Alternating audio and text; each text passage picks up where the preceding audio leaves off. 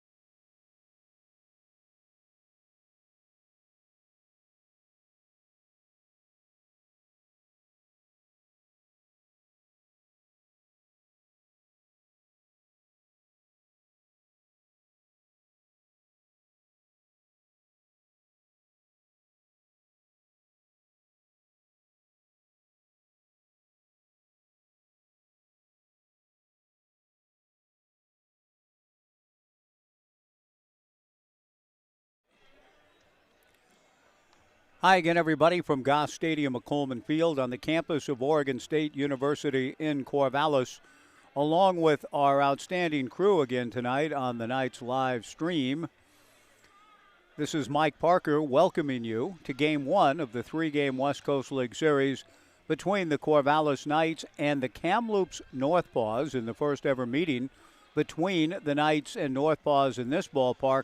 The two teams have already played each other in beautiful Kamloops, British Columbia, and Kamloops won that series. It's not something that the NorthPaws have done a lot of, coming in at 4-14 and coming in on a 6-game losing streak.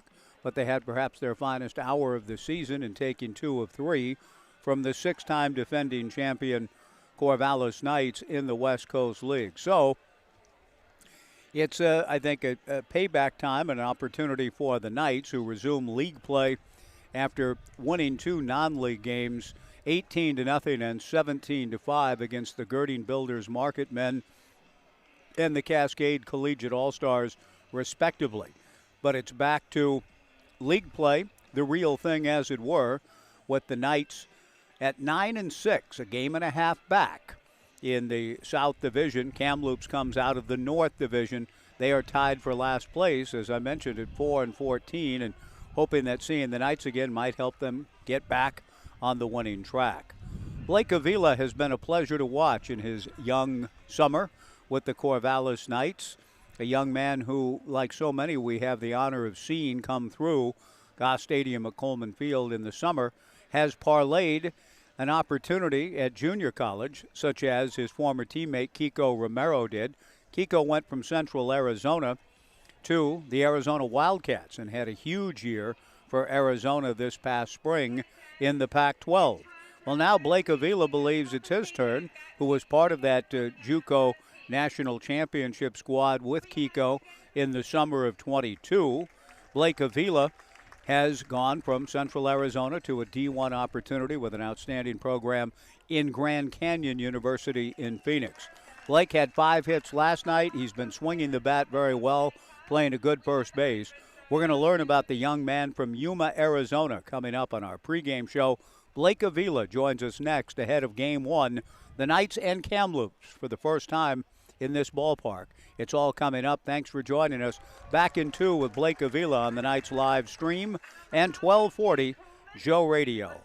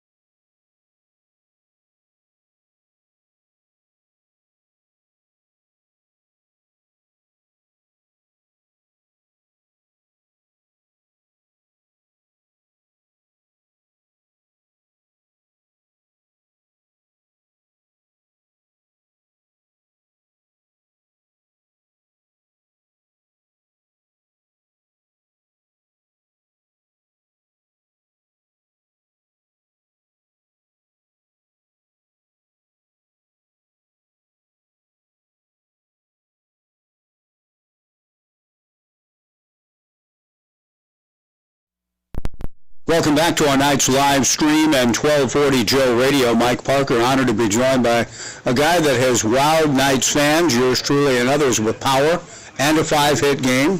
last night, and he joins me to talk about his life with the Knights so far and what's ahead for him in college baseball with a D1 opportunity coming. A pleasure to welcome Blake Avila to our live stream pregame show and on the radio. Blake, nice to meet you. And first, how have you been enjoying life as a Corvallis Knight so far?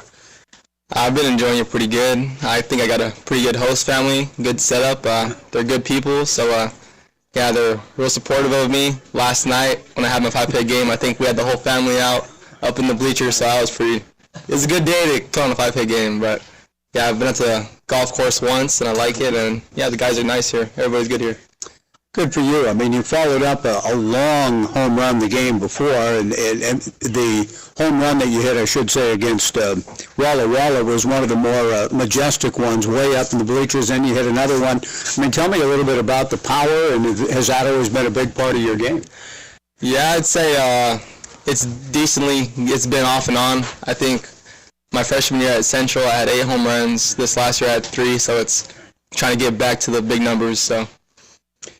Now, you mentioned Central. You were part of your former Corvallis Knight, Kiko Romero, who, like yourself, had a great career at Central and is now, had a tremendous season at D1 in the Pac-12 with Arizona. I'm sure you probably saw that, followed that, and liked what you saw. Yeah, Kiko's a great guy. Definitely a good guy to look up to if you're trying to get drafted or just a good guy in general. Yeah, he had a great year at Central. Like a big brother, and then it's fun to see him just go off for Arizona, so that was nice. He sure did. And you have taken advantage of the opportunity you got at Central, and you now are becoming a D1 athlete yourself. Tell us about how it worked out to get to Grand Canyon University. Yeah, so Grand Canyon was kind of my dream school, I'd say. Just something that I just kind of wanted to be a part when I was going out of high school. But unfortunately, I didn't go there out of high school, and I went to Central. And luckily for me, like the coaches at Central got good connections with Grand Canyon, and I was able to get a spot in there on the lineup. So. Well, congratulations. And what did it mean to you when that came through? I mean, you worked so hard in this game for your whole life. When you heard that D1 opportunity was coming, what did that mean to you? You know, it just felt like a little bit of pressure was relieved, I'd say, trying to work to get to where I'm at. And then I just think it's all about climbing the ladder, so go JUCO, D1, hopefully I get drafted, so it's just going to the next level. So you're doing a great job at first base, and you told me at Central you were more in the outfield rotation. Where can you play? Where do you feel the most comfortable? I'm a first baseman. At Central, my freshman year, I was in the outfield because we had Kiko at first, so there was no point in really doing anything about that. But this last year, I was back at first base and a little bit of outfield, so yeah, I'm definitely more comfortable at first base. The league here, I'm just wondering, what you've made so far. It's still pretty early. You guys have played 15 games with a lot remaining, a big series starting with Kamloops here tonight. Blake Avila, my guest. What have you made so far of the West Coast League and the talent and the pitching, etc.? Yeah, well, I was in the Alaska League last year, so, I'd say the Alaska League and this league are pretty similar. I think this league, pitching-wise, it's not too big of a difference, I don't think, but I think the hitting-wise, I think there's some better hitters, some better outfielders, better defenders. So I think position-wise, I think you're going to get better talent out here. How did you like Alaska baseball? I loved Alaska baseball. I just thought it was easy, relaxed, and then we had a good program, a good coaching staff, and yeah, we were winning programs, so I liked it a lot. Did you play any midnight sun games? Is that a deal up there, tradition, where you get to try that one time, play at midnight? Yeah, unfortunately, our year, I don't know why they banged it, so we didn't get to do that. But, it's funny because, I'd have a 6 o'clock game and I'd be golfing at, 12 o'clock or 11 o'clock because this golf course doesn't close. So. That's amazing. I've never been that far north, so I'll have to take your word for it. Last couple of things with Blake Avila. You mentioned the host family. The summer's just kind of getting started, but do they have plans at all? There's not too many off days, but floating the river, going and seeing some things. You got some things that they've told you they're going to take you and do? Yeah, we definitely wanted to go check out the beach. I know it's not too far, and then maybe the river, and then just check out some sites. But, yeah, my host family, they're going to be going on vacation pretty soon, so it'll just be me and the grandma, and then we'll figure out what to do. Okay, I'm sure you will. And the final thing, you mentioned, coming out of high school. Yuma, Arizona. I've only been there once, spent about 3 days there in 1988 when they hosted a Pacific Coast League series. I remember liking it. I liked the ballpark. What was it like to grow up in Yuma? I think Yuma is a great place just to grow up because I'd always go to Mexico. Mexico's like right across the border from us, so I grew up playing in Mexico, and I don't know, playing in Mexico at a young age, like they take it totally different than the U.S., I think, just because people are just trying to like get drafted, make it to the bigs, do whatever they can. So I think I just kind of got like a little edge from that, and then yeah, just worked hard my whole life, try to go to college. So. Well, good for you. Great life experiences so far, with more ahead at Grand Canyon and more ahead this summer with the Knights. Blake, it's nice to meet you. I enjoy watching you play. We all do. Thanks for taking time. I appreciate it. Yep, thank you. Blake Avila, my guest, will have the starting lineups and the first pitch on a beautiful night for baseball in Corvallis. The Knights and Kamloops coming up on the Knights live stream and 1240 Joe Radio.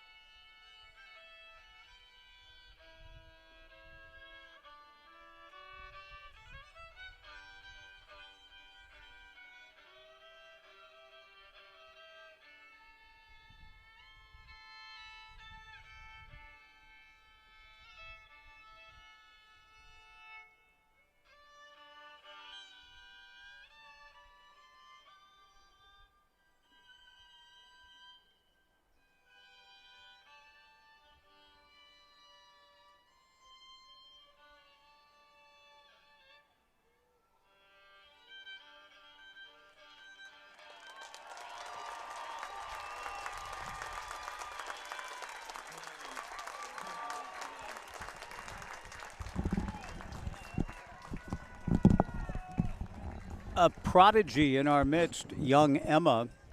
I asked in the press box, I said, how old is Emma? He just played so beautifully on her violin our national anthem after a nice rendition of "O Canada" as well with the Kamloops NorthPaws in town. And someone said, well, she was 7 last year, so let's take a stab at it and say young Emma is 8 in the summer of 2023 and playing the instrument beautifully and helping us get ready for Game 1 of this 3-game West Coast League series between the Corvallis Knights and the Kamloops NorthPaws out of Kamloops, British Columbia. Let's take a look at the starting lineup for Keith Francis, the head coach, and his offense. Leading off and playing right field, Tyler Glowacki. Batting second in center field, Jude Hall. Robin Villeneuve hitting third at first base. Felix Chenier Rondeau. Now that's a nice name. I think of Phil and Bob. Phil Chenier and Bob Rondeau. Felix Chenier Rondeau, the cleanup hitter in left. Drew Giannini, who both maternal and paternal grandparents are here tonight at Goss Stadium at Coleman Field. I think the paternal's coming in from Tracy. The maternal's coming in from the Midwest in the state of Illinois, I believe, if I heard Bob Giannini right. But they're going to get a chance to see grandson Drew play tonight. They're here together. That's a beautiful thing. Drew batting fifth at third base. Joey Barron hitting sixth, the designated hitter. Cooper Neville is batting seventh at second base. Tommy Green hitting eighth at shortstop. Bennett Frater batting ninth and catching. And Christian Spitz, a 5'10 right-hander, getting the start against the Corvallis Knights. Now the night starter is right-hander Nathan Marshall, and he's ready to go to Tyler Glowacki.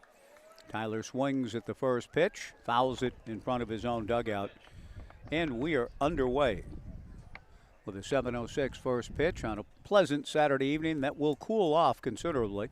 I don't think we'll have the candle sticky and cold, though, as we go tonight, but I'm prepared just in case. Breaking ball from Nathan Marshall, West Albany and Lane Community College, missing down and in. The 1-1 pitch change swung on and missed, and Marshall is ahead of the count to Glowacki. 1 ball and 2 strikes with Jude Hall on deck.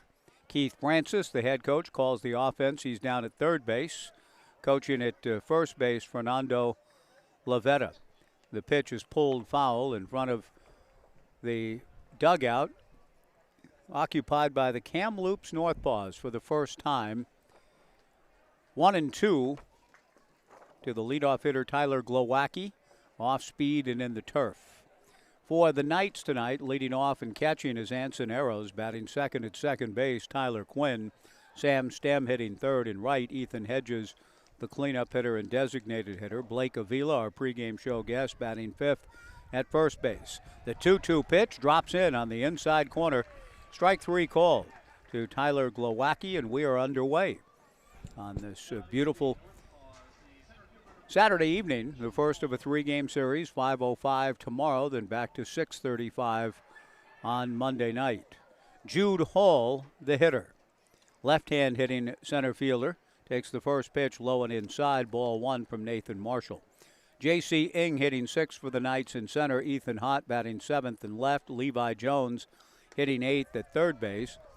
Batting ninth at shortstop is Tai Yukamoto, with Nathan Marshall on the mound. And Nathan's 1-0 pitch misses inside, ball 2. 2-0 to Jude Hall. Marshall back to the plate. Fastball, check swing, but Jude Hall went around on it in the judgment of our home plate umpire. And so the count goes to 2 balls and a strike. Marshall working quickly, delivers, and so does the left-hand hitting Jude Hall. He ropes one into right field. Sam Stem bobbles the ball in the right field corner, and that allows Hall to round second and go all the way to third. Now, that ball went out of my line of sight from our vantage point outside the McGrath family press box. That's a double all the way for Jude Hall, and an error will be charged to Sam Stem, with Sam kind of kicking it around down in the right field corner, evidently, constituting an error on Sam and giving Jude Hall the opportunity to pick up the extra 90 feet. A 1-out double for Jude Hall, goes to third on the error. Now the batter is Robin Villeneuve, and Robin takes low and away, ball 1, 1-0. Just getting started, the Knights and Kamloops. Kamloops taking 2 of 3 against the Knights in beautiful British Columbia in the early part of the year. Slider is fouled at the plate, and the count is even. 1 ball and 1 strike to Robin Villeneuve, with Jude Hall at third. 1 out, no score in the top of the first. Felix Chenier Rondeau on deck. The NorthPaws winning 1-0 and 2-0 in the first 2 games of the series, and the Knights took the finale 9-0. The pitch is lifted to deep right field. Back on the ball goes Sam Stem all the way to the warning track. He makes the catch in front of the scoreboard. Tagging up and coming home easily is Jude Hall. And so the error looming large at the moment, a sacrifice fly for Villeneuve. And the Kamloops NorthPaws take the early 1-0 lead. We'll see if the run ends up being rendered earned or unearned. That tale will be told now. As Felix Chenier Rondeau, another left-handed hitter, and a big strapping left-handed hitter, climbing in. First pitch from Nathan Marshall is in there for a strike. 0-1 the count. 1-0 NorthPaws. Top of the first inning. Chenier Rondeau, 6'2", 230, fills it up out of Oklahoma City University. A ground ball to first, fielded by Blake Avila. He underhands to Nathan Marshall covering to retire the side. A slight bit of consolation for Nathan. That renders the run unearned. However, it is a run for Kamloops, with Jude Hall scoring on the sacrifice fly by Robin Villeneuve. A run, a hit, an error, nobody left after half an inning. The NorthPaws won. The Knights coming up on the Knights live stream and 1240 Joe Radio.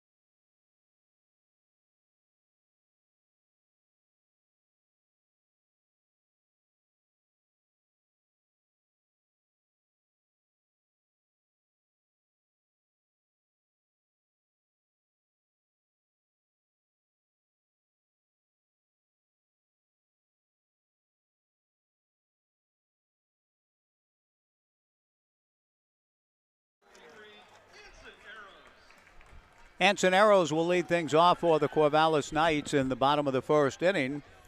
Anson, the leadoff hitting catcher, will be followed by Tyler Quinn and then Sam Stem. 1-0 Kamloops, an unearned run. And now right-hander Christian Spitz ready to go. The first pitch is lifted foul by Arrows. Waldo away off to the left and out of play. No balls and one strike. Anson Arrows, the switch hitting catcher, University of Oregon bound, leading things off.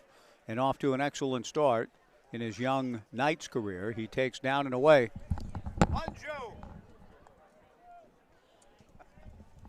One ball and one strike the count. Manju Bangalore, one of the representatives tonight, Miss Oregon USA in the ballpark.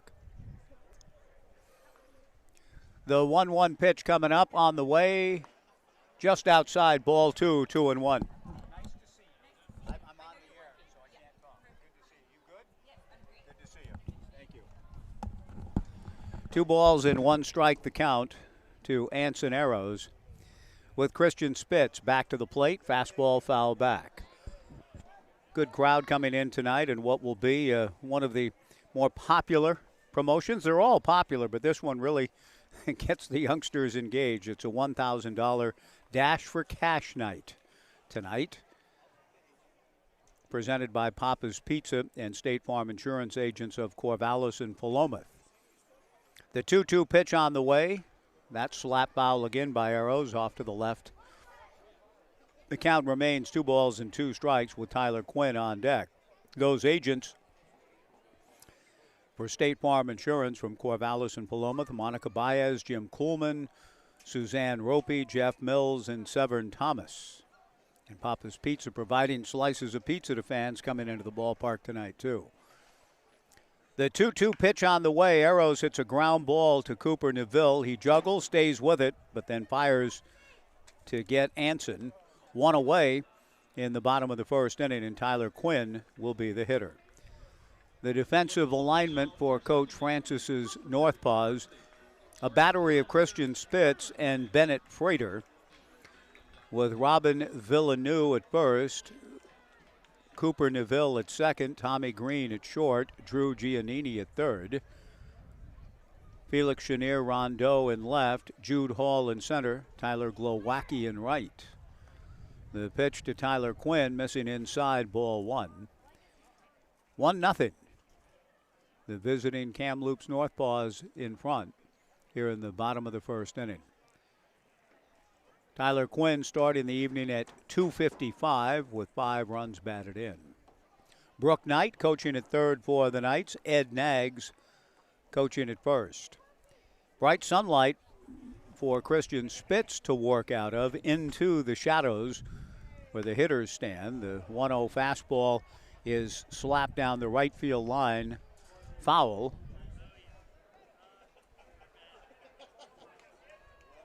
And the count goes to 2 balls and a strike to Tyler Quinn.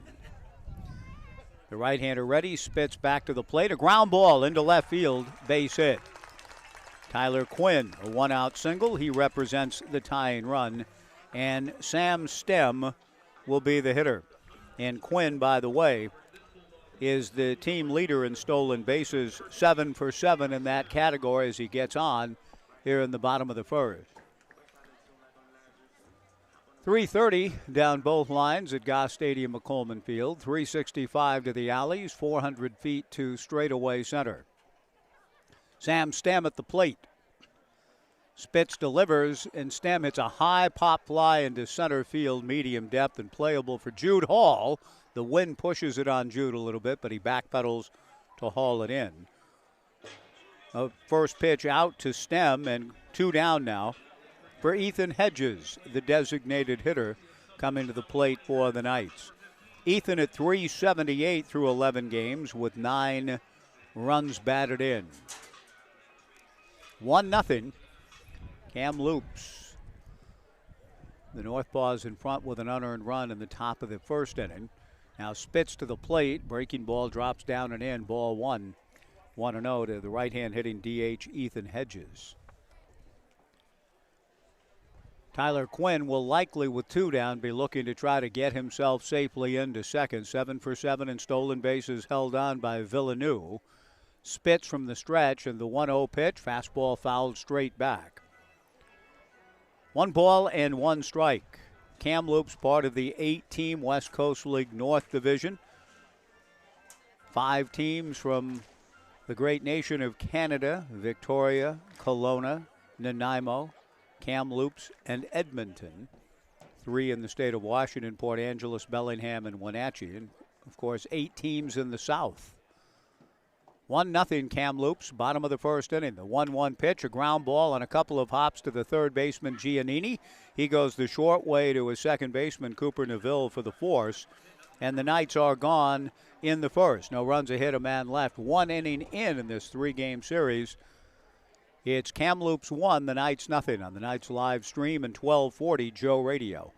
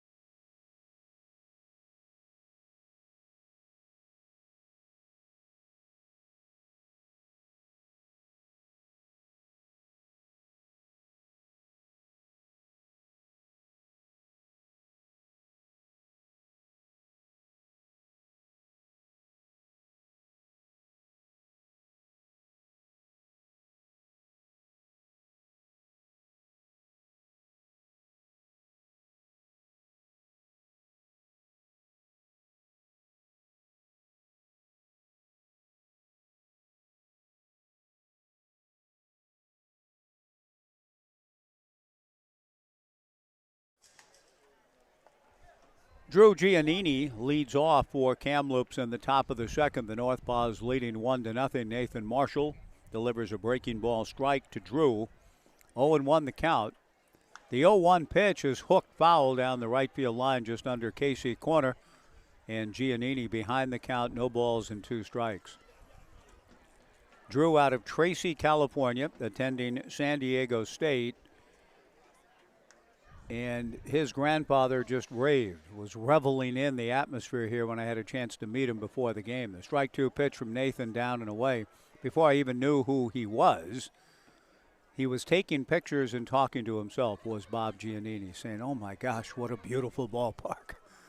The 1-2 pitch hit high in the air to right field and deep. Sam Stem on the move, has a play in the alley and makes the catch.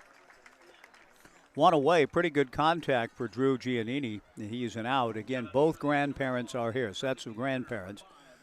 They're going to watch these 3 games in Corvallis and then follow Drew and the NorthPaws to Portland. So they're going to get a little flavor of the Beaver State, the best, to be sure, Corvallis, and then the big city up north. The pitch to Joey Barron misses low, ball 1, 1-0. 1-0 Kamloops, top of the second. An unearned run last inning against Nathan Marshall and the Knights. Nathan, a very quick worker, back to the plate. Breaking ball strike to Joey Barron. 1 ball and 1 strike to Joey, with 1 out and nobody on. Barron pulls 1 foul back at first under the mitt of Blake Avila and down the line. Barron from Austin, Texas, and competes at Weatherford College. Kamloops in its second year in the West Coast League. A big announcement made, I think, back in September of 2020 when they were announced officially into the league. A chopper wide at first, fielded by Avila. He tosses to Nathan Marshall covering for out number 2, and Cooper Neville will come to the plate. But it is, I did not get a chance. I was still working with Oregon State and didn't get a chance to travel with the Knights on their trip to Kamloops and the home games at Dearborn Field at Norbrock Stadium. But just some of the photographs I've seen online, it just looks like an absolutely gorgeous ballpark. 2 down, nobody on in the top of the second inning. 1-0 NorthPaws. Cooper Neville, the hitter. Marshall to the plate and misses down and in. Ball 1, 1-0. Interesting baseball history in Kamloops. A team that's trying to get itself going again after taking that series against the Knights when the two met a few weeks ago in British Columbia. Breaking ball from Marshall misses. 2 balls and a strike to Cooper Neville. 1-0 NorthPaws in the second. The 2-1 pitch lifted foul off third, out of play. And the count goes to 2 balls and 2 strikes. Kamloops has lost 6 straight after getting swept by Wenatchee coming into this series. The 2-2 pitch taken just outside. Appeared as though the home plate umpire flinched a bit, and a couple of Knights players were taking a step toward the dugout. The count goes full to 3 balls and 2 strikes. The 3-2 pitch, a ground ball fair, back of first, fielded by Avila. He'll run it to the bag himself, and it's a 1-2-3 inning for Nathan Marshall and the Knights in the second in this first ever game between the two franchises in Corvallis. The NorthPaws 1, the Knights nothing after 1.5 on the Knights live stream and 1240 Joe Radio.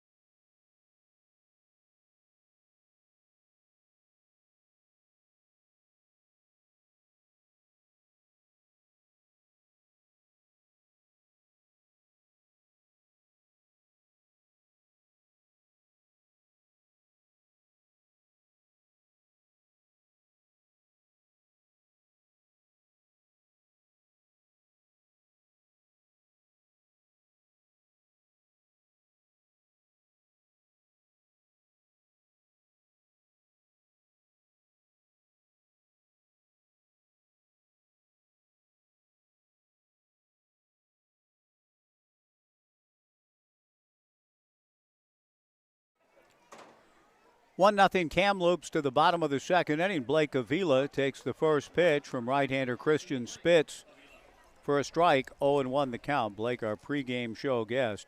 Blake Avila, J.C. Ing, and Ethan Hott in the bottom of the second. Susan Hayes arrives. Todd and Camille arrive. People arriving fashionably late tonight at Goss Stadium at Coleman Field. Casey and Susan Weiss have just sat down to my left as well. The strike one pitch, foul back, and Avila in a hole 0-2 with Kamloops leading 1-0 in the second on a beautiful summer night for baseball. No balls and 2 strikes. Avila takes the fastball high and away, 1-2 the count. Bob Giannini was taking photographs and saying, "Oh, I love this place. What a beautiful ballpark." And just a very gregarious, friendly person. Came up, introduced himself through the one open window we have in the McGrath family press box, and told me the tale of both the paternal and maternal grandparents being here on behalf of Drew tonight. Avila swings and hits one foul to the left and out of play. The count remains 1-2, but somebody who was really reveling in and appreciating just being here tonight, getting to watch his grandson prepare to play a baseball game. He was taking photographs throughout the stadium and marveling over this beautiful ballpark, Goss Stadium at Coleman Field. The 1-2 pitch to Blake Avila off speed from Christian and down to even the count at 2-2. I was looking up a lot of the schools and institutions of where some of these players are that fill out the Kamloops roster. I neglected to look up Baker University, where Christian Spitz works. He delivers, and it's swung out and missed. Strike 3 by Blake Avila, 1 away. And J.C. Ing will be the batter. But I was coming across some institutions in preparing for the broadcast tonight that I'd never heard of before. Cairn University, for one. I came across a reference to St. Scholastica Academy because there's somebody on the roster whose brother played hockey at St. Scholastica State. Well, that was new.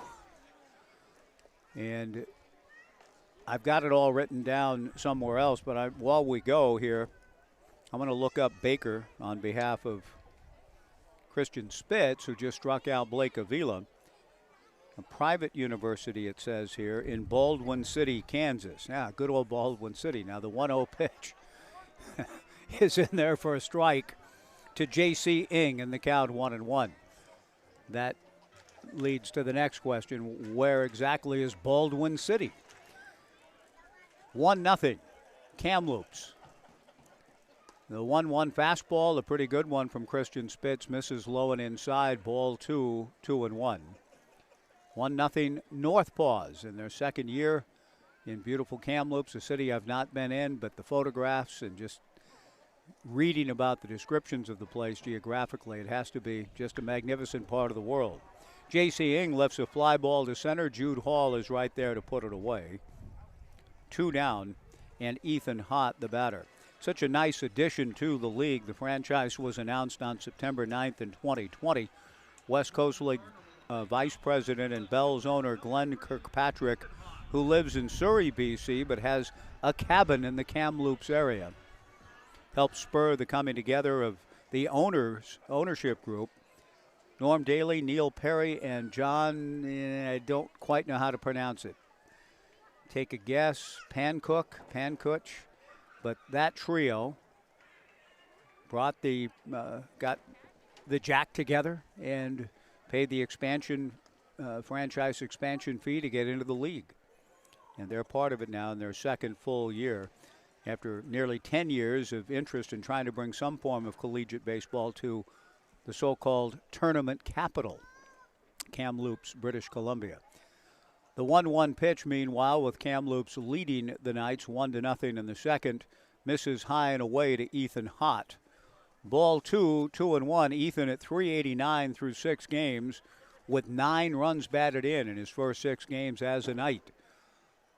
The redshirt from Stanford takes a breaking ball high, ball 3. Does such a great job with managing the strike zone, does Ethan. Draws walks, gets on base, and does a lot of things. Trying to get on base here now with the Knights trailing 1-0. 3-1 the count to Ethan. Spitz to the plate, and an inside-out hack produces a ground ball foul that right fielder Tyler Glowacki will chase down on the field of play.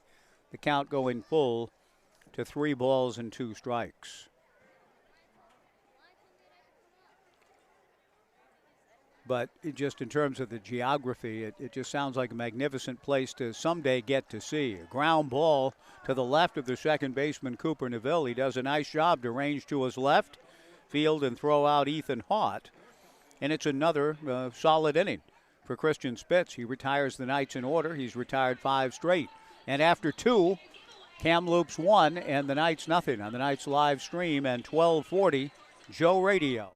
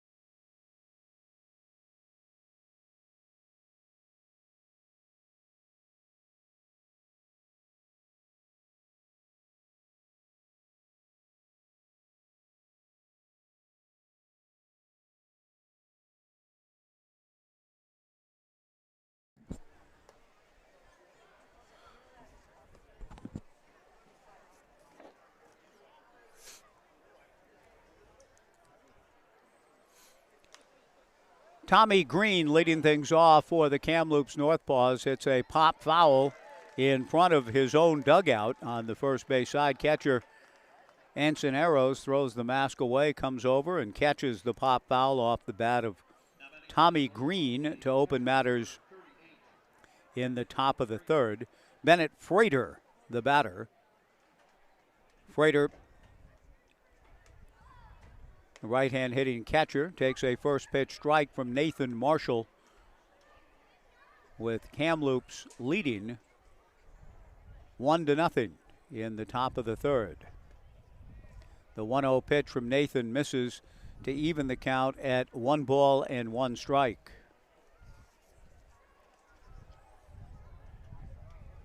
The 1-1 pitch is hooked foul down the left field line and well out of play. That runs the count to 1 ball and 2 strikes. Yeah, really delayed. That's what I hear. I've heard that. 1 ball and 2 strikes to Bennett Frater. Paul Blackburn reporting that I am, quote, really delayed, which he'll hear in his ear now in about, what, a half hour? 20 seconds, a minute? Foul ball into Urchin Alley off to the right. The Urchins actually are not here for baseball. They're getting ready for some sort of river floating trip, and that reminds me of the confluence, Kamloops, and what a beautiful city it must be. Breaking ball in the turf, ball 2, 2-2. Marshall delivers, chased and missed, strike 3. Bennett Frater going after a high fastball and swings through it. 2 down, and Tyler Glowacki will come to the plate. Kamloops is an anglicized version, just the name Kamloops, K-A-M Loops, an anglicized version of a native word meaning meeting of the waters. The pitch to Glowacki hit foul off to the left and out of play. No balls and 1 strike. The confluence of the North and South Thompson Rivers joining to form the Thompson River. There's a Thompson Rivers University in Kamloops. It all sounds wonderful. The strike 1 pitch hit foul off to the left and out of play, and the count quickly No balls and 2 strikes. Kamloops proper with a population of near 100,000. The county about 146,000. And my hope is that they're supporting the Kamloops NorthPaws well. Just sounds like a beautiful addition to what's already a vibrant life with over 100 different tournaments, the tournament capital, and featuring different sports, and now a regular player in the West Coast League with the home dates and an opportunity on gorgeous summer nights at about 50 degrees latitude. There just have to be some amazing nights you all get to experience there. The pitch pulled foul by Glowacki in front of his own dugout. The 1-2 pitch from Marshall, fastball high and away. 2 balls and 2 strikes with 2 outs and nobody on. Top of the 3rd inning, the NorthPaws leading 1-0. Marshall delivers a slow ground ball wide of first, fielded by Avila. He'll run it to the bag, and it's a 1-2-3 inning again for Nathan Marshall, who's retired 8 straight. Kamloops does have a run. It's unearned. We go to the bottom of the 3rd. The NorthPaws 1, the Knights nothing on the Knights live stream and 1240 Joe Radio.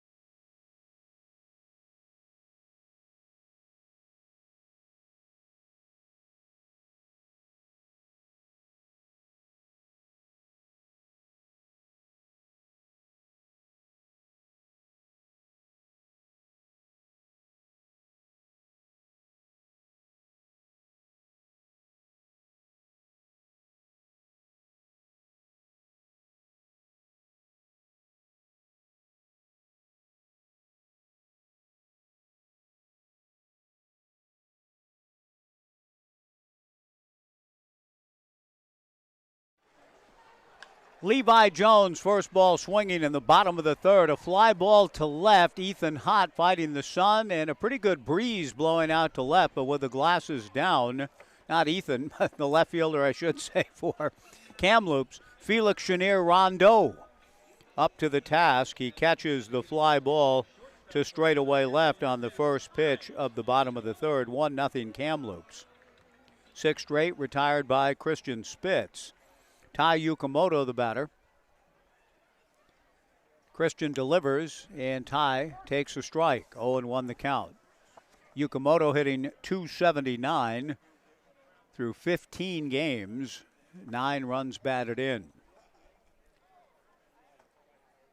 The strike 1 pitch on the way. Fastball just outside. 1 ball and 1 strike to Ty Yukamoto. 1-0 Kamloops on the strength of an unearned run in the top of the 1st. The 1-1 pitch sails outside. 2-1 to Ty Yukamoto. Christian Spitz now engulfed by shadows, both hitter and pitcher in the shadows here at the ballpark. The 2-1 fastball to Ty is up and in, ball 3. 3-1. Anson Arrows on deck. Tomorrow at 5:05, and the series concludes Monday night at 6:35. Christian Spitz to the plate, the 3-1 fastball, high and inside, ball 4. That's the first walk that Spitz has allowed, and that brings Anson Arrows to the plate. This is Spitz's 4th start, coming in 11 2/3, 9 hits, 8 walks, and 8 strikeouts. An ERA of 3.85. Kamloops winning the first ever meeting between these two organizations on June 9th in British Columbia, 1-0. They were rained out then on Saturday night. The pitch on the way to Anson Argos is ripped into right field, heading to the corner. Glowacki gathers it, but racing to third base is Tai Yukamoto, and into second goes Ansoneros with a double. And the Knights have runners at second and third, and one out for Tyler Quinn, and a great opportunity to get the ball game even or do even more. We'll see. Good swing by Ansoneros again. Anson now in his young Corvallis Knights career, 3 for 5. And picks up his first extra base hit as a Knight. Tyler Quinn singled to left field in the first inning. We're in the third, 1-0 Kamloops. The Knights with an opportunity to change that. The infield at normal depth for Coach Francis's NorthPaws. Christian Spitz taking a long look in at his battery mate Bennett Frater, and he'll be charged with a ball. And Christian then peers into Bennett Frater and says, we need to pick up the pace a little bit and getting the signals delivered. So the count is 1-0 to Quinn. Broken bat, little one-hopper under the glove of Cooper Neville into right field.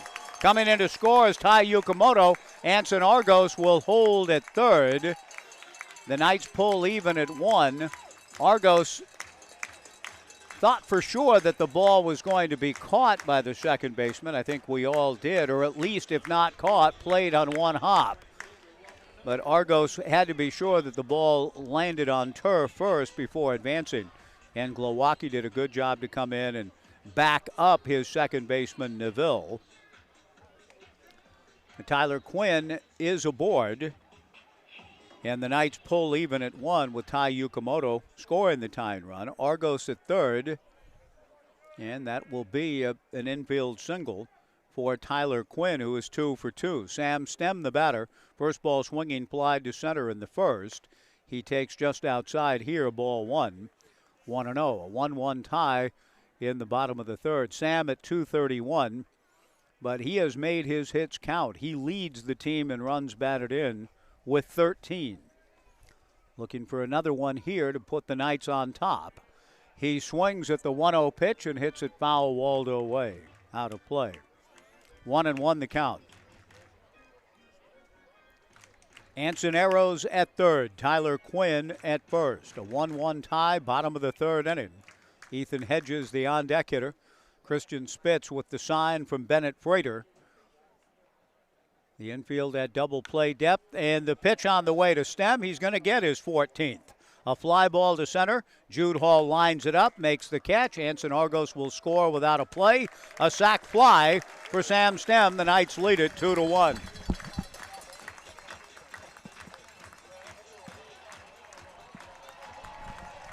And then catching the NorthPaws unawares, Tyler Quinn had tagged.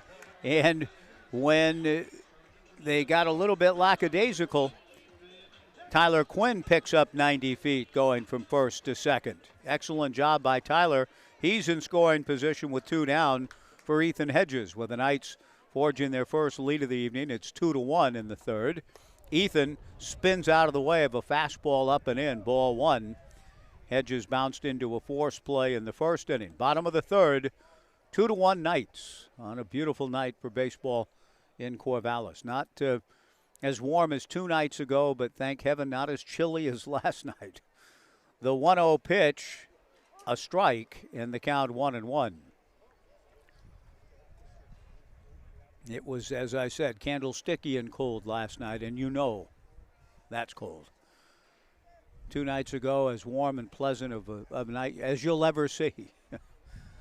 A throw to second base. Christian Spitz turning. It wasn't really a pickoff play. He turned and thought that maybe he had to throw the ball to a defender to avert a pitch clock violation, perhaps. And now, I think to get some clarification on just what's going on here, the pitching coach or head coach, this will be Keith Francis, the head coach, coming out, I think, to make sure you didn't charge my guy with a ball, did you, for that toss to second or anything untoward along those lines? And the answer was no, we didn't. The count is a legit 1-1 to Ethan Hedges. 2-1 Knights in the third. But Spitz seemed to be under the impression he had to make a throw there to his second baseman, Cooper Neville. Hedges takes a fastball for a strike, and that evens the count at 2-2.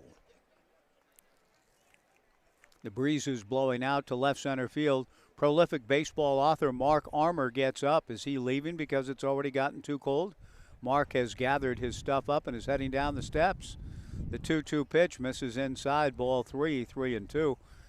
If you come to ball games at Goss Stadium at Coleman Field, you always run the risk of being called out. Wayne Tinkle told me that when the men's basketball coach got up and left in about the 7th inning of a Beaver baseball game. And, well, Coach Tinkle's on. Wayne said his phone went off.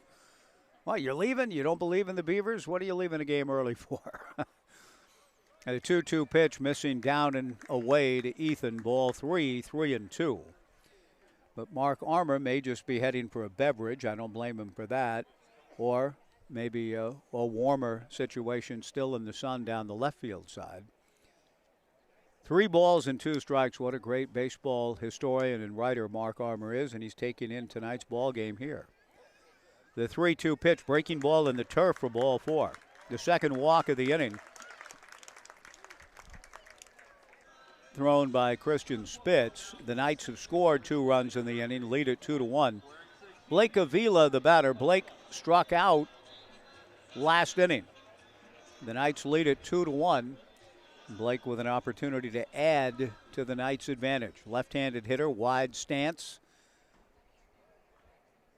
Really enjoyed the conversation with Blake, who talked in our pregame show as he swings at the first pitch and hits it foul to the left and out of play. Growing up in Yuma, and he said he would often go across the border and play baseball in Mexico, and I didn't have a chance to follow up and elaborate on what he talked about, just the tough and devotion to getting better, playing the game hard. He just felt like his exposure, he said, in playing baseball in Mexico, he said, helped grow him up, mature him at a very young age to have success in Yuma growing up, and went to Gila Ridge High School and now a D1 collegiate player. The 1-1 pitch, he hits it high in the air to center, but playable. Jude Hall moving in and under to make the catch, and the Knights settle for 2 in the third. But just thinking about him, talking about baseball in Mexico, the pleasant image of Benicio del Toro at the end of Steven Soderbergh's excellent film, Traffic, came to mind, with baseball being celebrated. And I have time to talk about such things because we're going to take our inning-ending break, but we're going to be away for a while from the game proper with our Dash for Cash and youngsters coming out of the right field corner. It's time for Dash for Cash, presented by Papa's Pizza and your local State Farm insurance agents of Corvallis and Philomath. Monica Baez, Jim Kuhlman, Suzanne Ropey, Jeff Mills, and Severn Thomas. Papa's and State Farm have conspired tonight to sponsor the Dash for Cash, wherein 1,000 $1 bills will be shot into the air, and the youngsters then will go scrambling to try to gather as many of those $1 bills as they can. Hence the Dash for Cash taking place here after 3 innings. The Knights getting a 2-1 lead. But to complete the thought, Soderbergh's film is good. Most of his films are.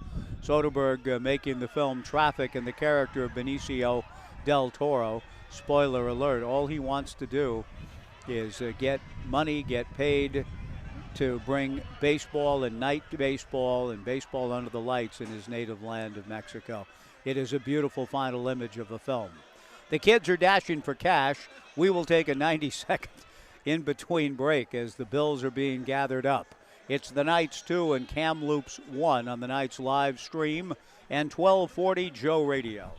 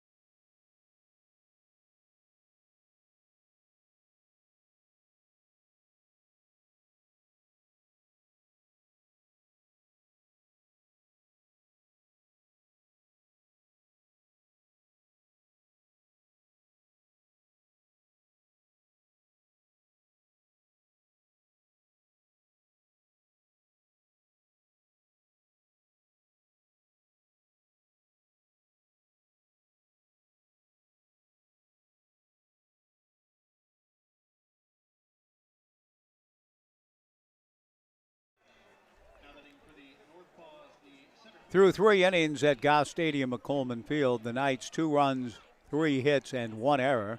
The Kamloops NorthPaws 1 run, 1 hit, no errors. Another exciting dash for cash in the books, and the kids are tucking those $1 bills away. We go to the 4th. Nathan Marshall delivers a ground ball to the left of Tai Yukamoto. He goes to his left, and from behind the bag, fields and throws out Jude Hall. 1 pitch, 1 gone, and a nice play with Tai showing good range.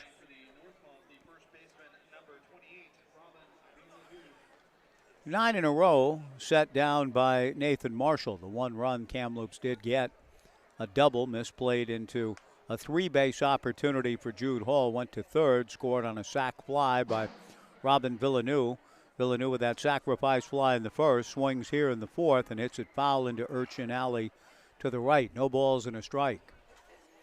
The 0-1 breaking ball bounces from Nathan. 1 ball and 1 strike, 2-1 Knights in the 4th.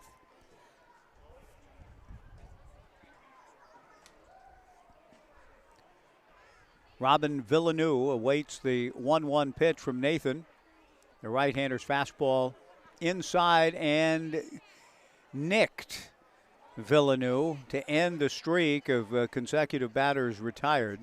Villeneuve turned and sort of said, "That did hit me, didn't it?" I mean, he wasn't utterly convinced in that he didn't hustle out of the box down to first, but after a brief chat with the home plate umpire, the ump said, "Take your base," so Villeneuve does.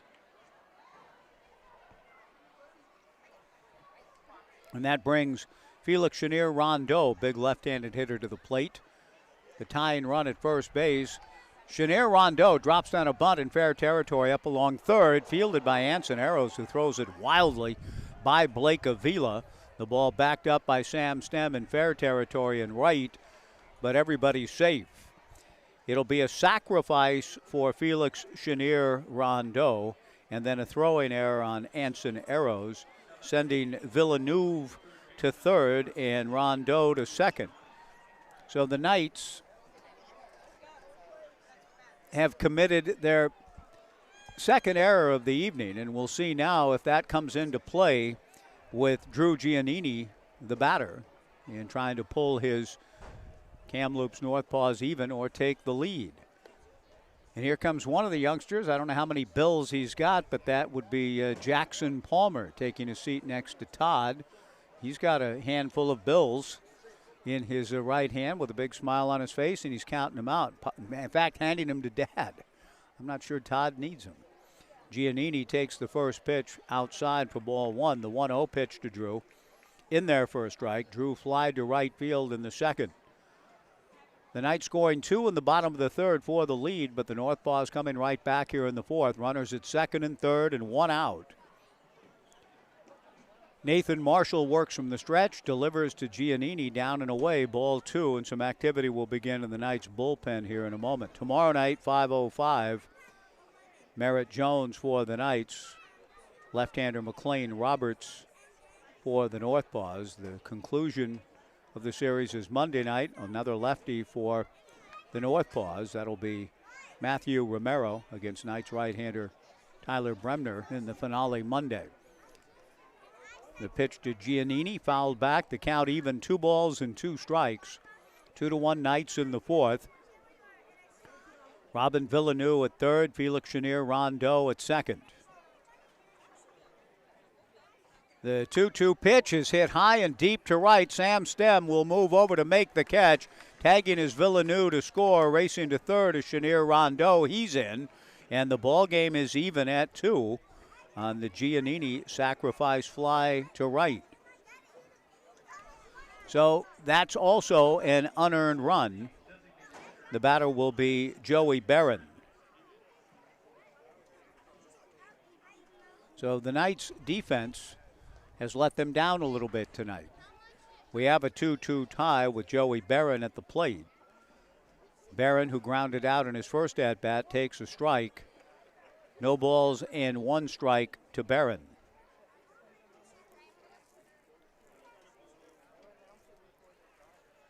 Marshall works out of the stretch. Not to be outdone, Abby Palmer comes up with a handful of bills in her hand, too. So a good night for the Palmer children. One ball and one strike to Joey Barron.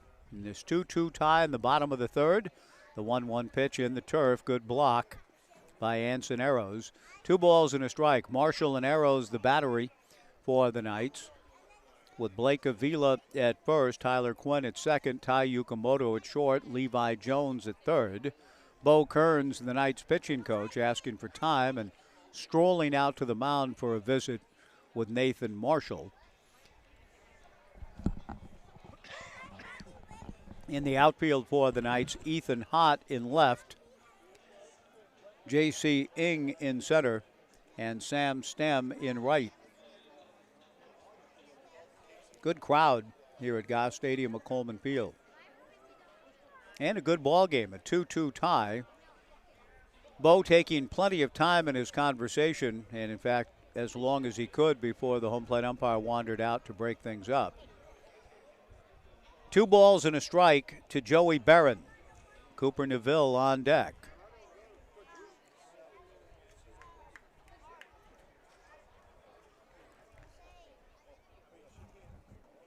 Barron trying to give his Kamloops NorthPaws team the lead back.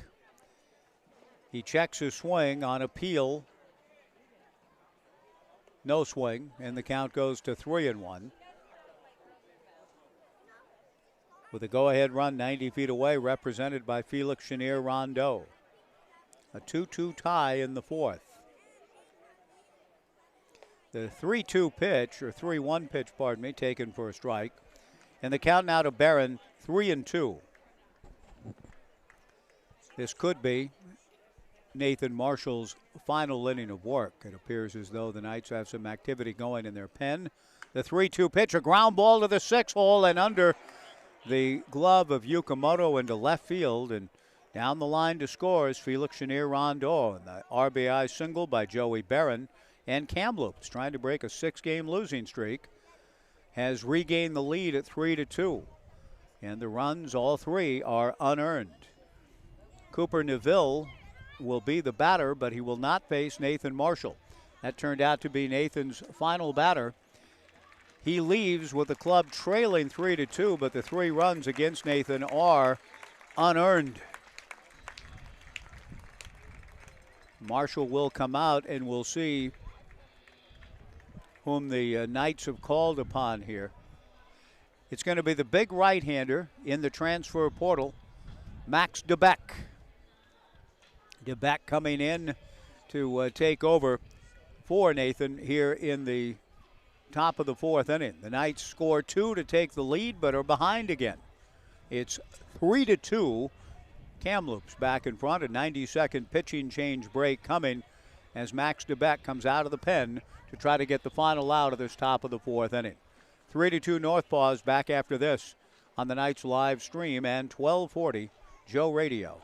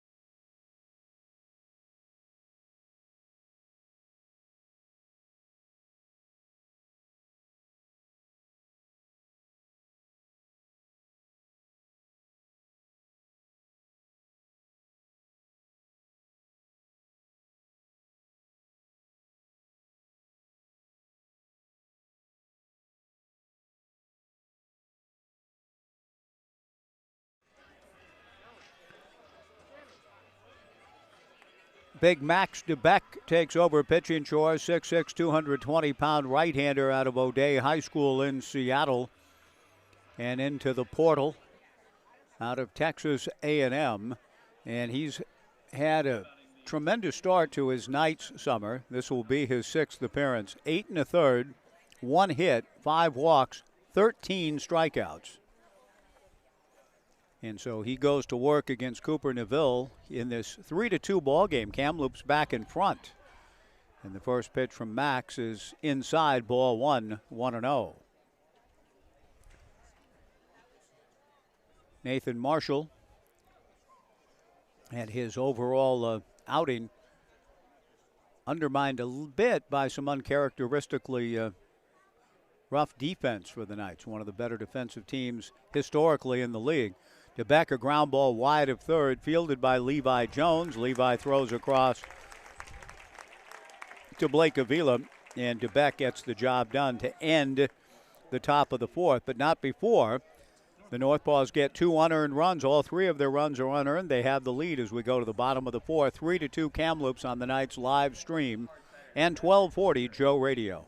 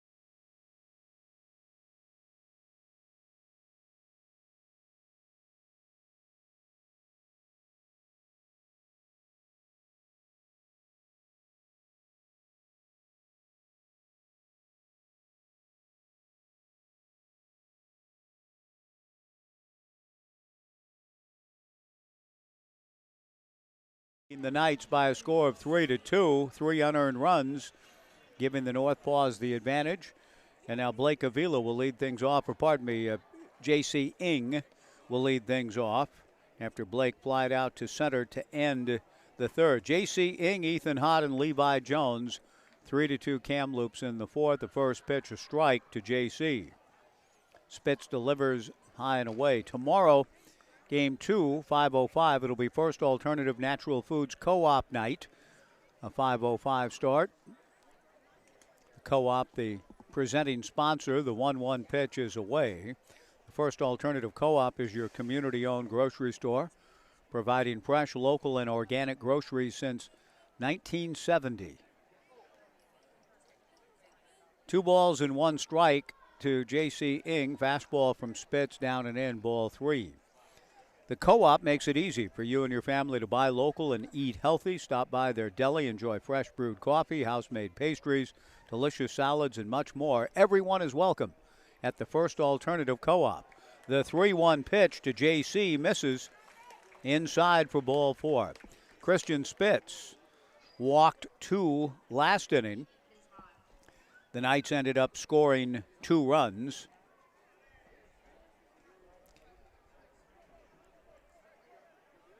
And now Ethan Hott, the batter, after the 3rd walk issued of the night by Christian Spitz.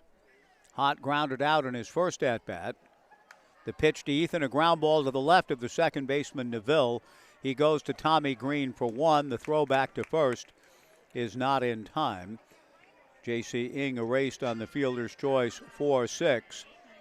1 away, and Levi Jones, the batter. Another mnemonic device to remember the First Alternative Co-op and its long run in our community since 1970. Fresh, local, and organic groceries is the Boris Karloff film. And Boris has a connection to our visiting city tonight. I found unique, a throw to first base. And diving back, Ethan Hott. 3-2 Kamloops in the 4th. Boris Karloff, late in his life, made a movie called Frankenstein, 1970. The pitch on the way, belted to right, hooking in the corner foul, well beyond Casey corner off the bat of Levi Jones. I think Frankenstein 1970 with Boris Karloff milking as much as he could out of his famous performance as the monster in the original first 3 Frankenstein films. 0-1 to Levi Jones. I think it was made in '58, a film that was looking ahead 12 years to Frankenstein 1970. Not a very good one, by the way. But because Karloff's in it, historically worth seeing. The pitch foul back in the count 0-2. Ethan Hott, the tying run at first in the bottom of the 4th inning, held on by Robin Villeneuve. Christian Spitz from the stretch. 0-2 the count. The 0-2 pitch misses to Levi, up and away. 1-2. Ethan, a good runner. We'll see if Brooke Knight might be of a mind to turn him loose. 1 for 2 in stolen bases. 1-2 the count to the left-hand hitting Levi Jones. Christian Spitz out of the stretch. The 1-2 pitch swung on, and a swinging bunt to the left of the mound, and Levi Jones has himself a base hit. The throw to first was not in time from Spitz. Villeneuve threw down to Tommy Green to no avail. Ethan Hott stayed put at second. So Levi Jones with a big swing, and the ball came off the end of the bat and rolled to the left of the mound. The only play for Spitz was late to first, and the Knights have runners at first and second and 1 out for Tai Yukamoto, trying to get this ball game even again. The Knights scored 2 in the bottom of the 3rd for the lead, relinquished it in the top half of the 4th, and now in the bottom of the 4th have 2 on and 1 out for Tai Yukamoto, who walked last inning and scored one of the 2 runs. He swings and lifts one foul to the left and out of play. No balls and a strike. Anyhow, the great Boris Karloff, Frankenstein 1970,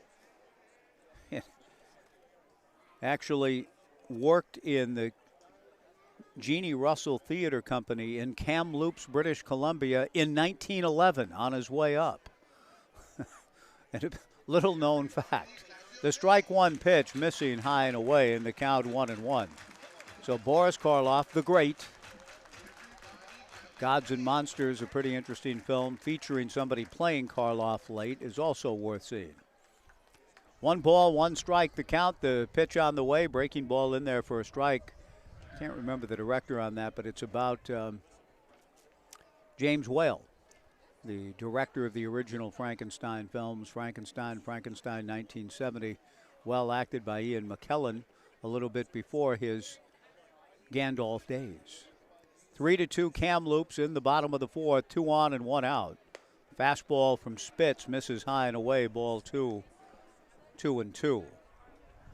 3-2 Kamloops in the 4th, but the Knights on this pleasant night of the ballpark threatening again with 2 balls, 2 strikes, 2 on and 1 out.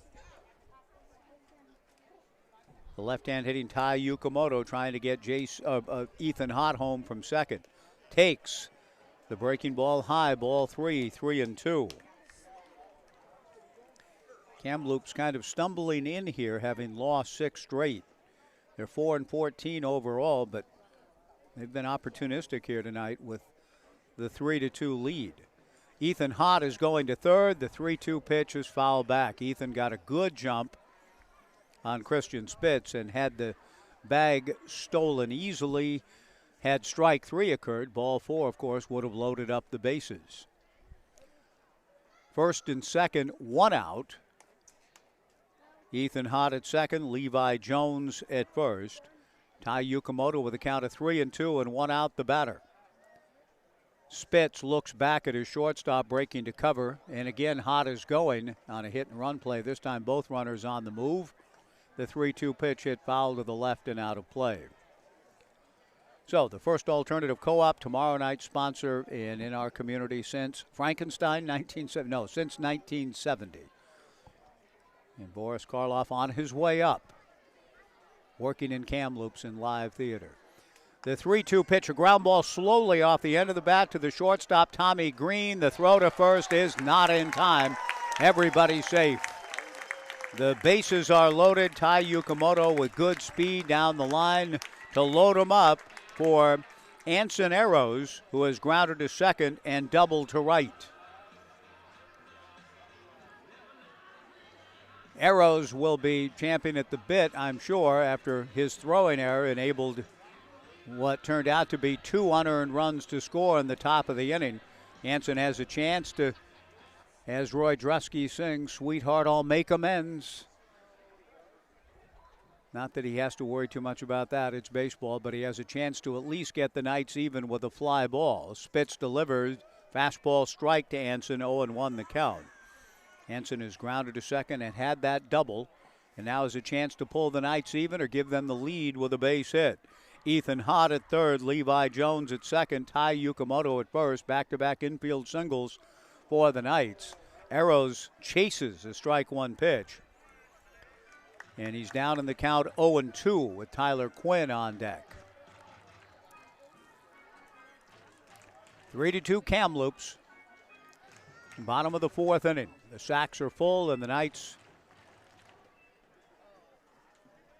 trying to either tie or get the lead back. The 0-2 pitch to Anson. He pounds it foul. Gets a piece of it to stay up there. No balls and 2 strikes. 5:05 tomorrow. 6:35 on Monday night. It'll be another bingo night and another Corvallis Clinic Foundation night for Project Her at 6:35 Monday to wrap up the series. Bases loaded, 1 out. The strike 2 pitch sails outside from right-hander Christian Spitz. 1 ball and 2 strikes. The Knights with the bases full. Ethan Hott from third, Levi Jones from second, Tai Yukamoto from first. The left-hand hitting Anson Arrows, switch hitting and hitting from the left side, awaiting. Fastball got him swinging. 2 down. So it's up to Tyler Quinn to try to make sure the Knights get something out of this opportunity. Bases loaded for Tyler, who's 2 for 2. A base hit to left in the first, an infield single on a little pop-up in front of the second baseman Cooper Neville last inning. 3-2 Kamloops. Tyler Quinn looking for his third hit, trying to change that. Looks at a breaking ball on the inside corner for a strike. And it's the first time tonight that Knights fans have gotten after the home plate umpire a bit. Felt the pitch was inside. The home plate arbiter felt it broke back over the plate, but Spitz is ahead to Tyler, 0-1. The strike 1 fastball foul tipped into the mid of the catcher Bennett Frater, and the count is now 0-2. And Spitz, in spite of a leadoff walk and a couple of infield singles, a strike away from getting out of it with the lead intact. 0-2, 2 down. Spitz to the plate, a fly ball to right field. Glowacki drifting back, reaches up to make the catch. Another bit of good contact for Quinn and a long, tough out. The Knights leave 3, and they still trail as we go to the 5th. Kamloops 3, the Knights 2 on the Knights live stream in 1240 Joe Radio.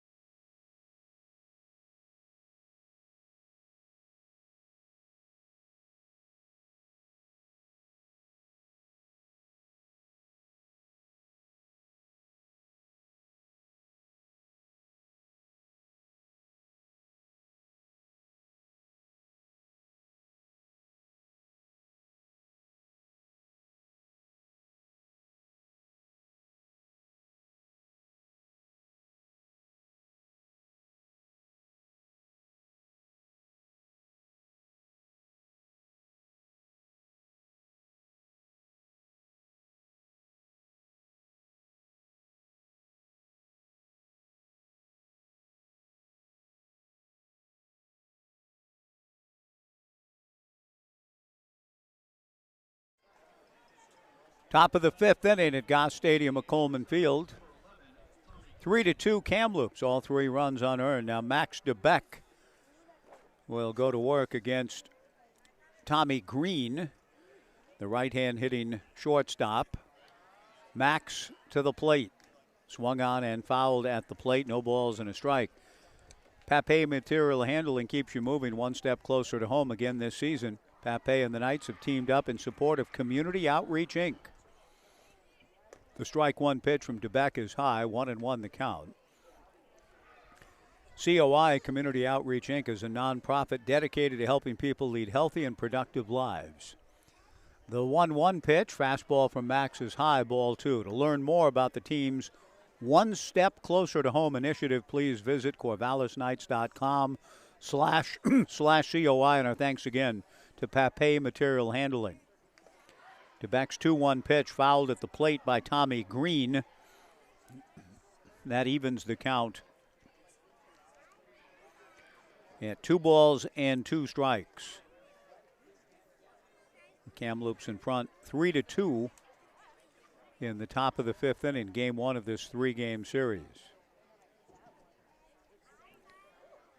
Big Mac, 6'6", righty, back to the plate with a 2-2 breaking ball in there. Strike 3 called. Sweet pitch to Tommy Green. 1 away, and Bennett Frater, the batter. Tommy Green out of Oakland University in Michigan. Hails from Courtenay, British Columbia. Got to Oakland by way of Cuesta College. The first pitch delivered to Bennett Frater is lifted into Urchin Alley, and young Silas gets up to direct the Urchins from atop the back row of Goss Stadium at Coleman Field to the Souvenir. The strike one fastball misses from Max. That evens the count at 1 ball and 1 strike. I got a text from Bob Keith saying that the Angels are up 23-0. Is that true? A ground ball wide of first. Avila has trouble getting the ball out of his mitt, but does so just in time to overhand to Max DeBeck, covering for the out. 2 down. A nice play by Avila in that he didn't panic. He had trouble finding the handle on the throw, and oftentimes in a case like that, you either try to get the handle and drop the ball, it pops out of the mitt, or then you overthrow in your zeal to make up for not finding the handle immediately. And in that case, Avila just calmly found the right grip and threw a strike to DeBeck, covering for out number 2. Tyler Glowacki takes the first pitch from Max outside, ball 1, 1-0. Fastball from DeBeck inside. 2-0 the count. 2 outs, nobody on in the 5th. 3-2 Kamloops. I will put our research team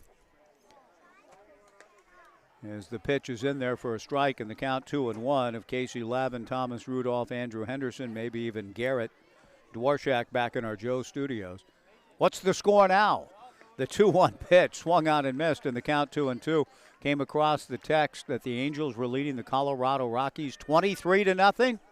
It's actually 24-0 now. It's 24-0. Yes. Thank you, Andrew. The 2-2 breaking ball. Oh, Casey. Thank you, Casey. Outside, ball 3. 24-0. Has Shohei hit 5 homers? I mean, what's going on? He's actually 1 for 5. He's just 1 for 5. Yes. There you go. Okay. Quiet day for him, huh? The 3-2 pitch on the way from DeBeck, a ground ball foul back at first. The guys reported earlier LSU in 11 innings takes game 1 of the championship series for the College World Series title in Omaha. The LSU 4, Florida 3 in 11. The 3-2 pitch in the turf. Ball 4. Glowacki, draws the walk, and Jude Hall will be the batter.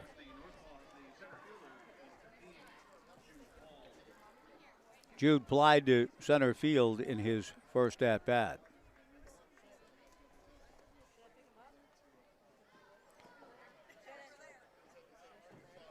Jude, a really good season this past spring at Yavapai. The pitch on the way misses from Max, down and in, ball 1. He hit .324. Hails from Chilliwack, British Columbia, but hit .324 and stole 30 bags for Yavapai this past spring. 3-2 Kamloops in the top of the 5th. The 1-0 fastball from Max DeBeck is high. Ball 2, 2-0. 2 quick outs in the inning. A strikeout and a ground out, but then ball 4 to Glowacki. 2-0 to Hall. Robin Villeneuve on deck. DeBeck from the stretch. And the 6'6 righty to the plate. Swung on and missed, and the count 2-1.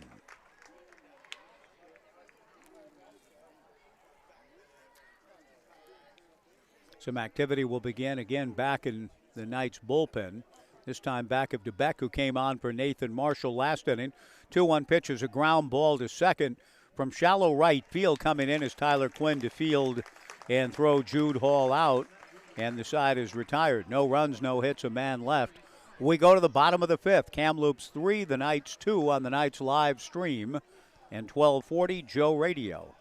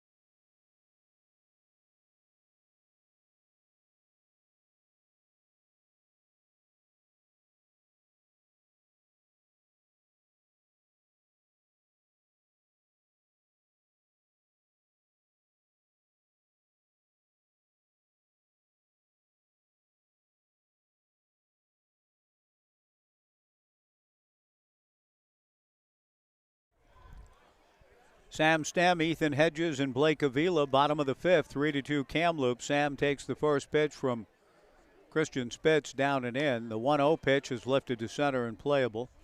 Jude Hall in straightaway center, right there to make the catch, one away. Ethan Hedges will come to the plate. Ethan has bounced into a forced play and walked. If you live or work in one of 24 Western or Central Oregon counties, then you're entitled to membership privileges and the full financial services at Oregon State Credit Union.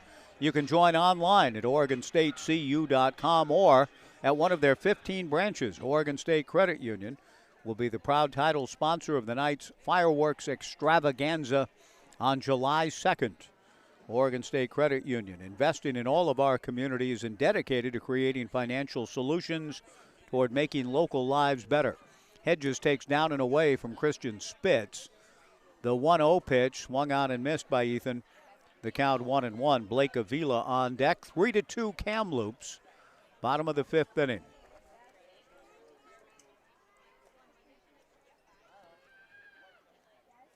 Spitz working out of a bases-loaded jam last inning. Delivers to Hedges, who hits one foul into Urchin Alley. And again, young Silas directing traffic from the back row up here, making sure that the urchins roaming around in the alley below him are getting the right track to another souvenir. The 1-2 pitch to Hedges popped up down the right field side. Tyler Glowacki coming in. Going out is the first baseman, Robin Villeneuve, with a long run, and he's up to it. Makes the catch. Good play by Robin with a lot of turf to cover. 2 down.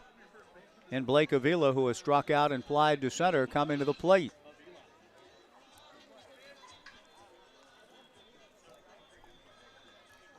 Three to 2, the Kamloops NorthPaws in front.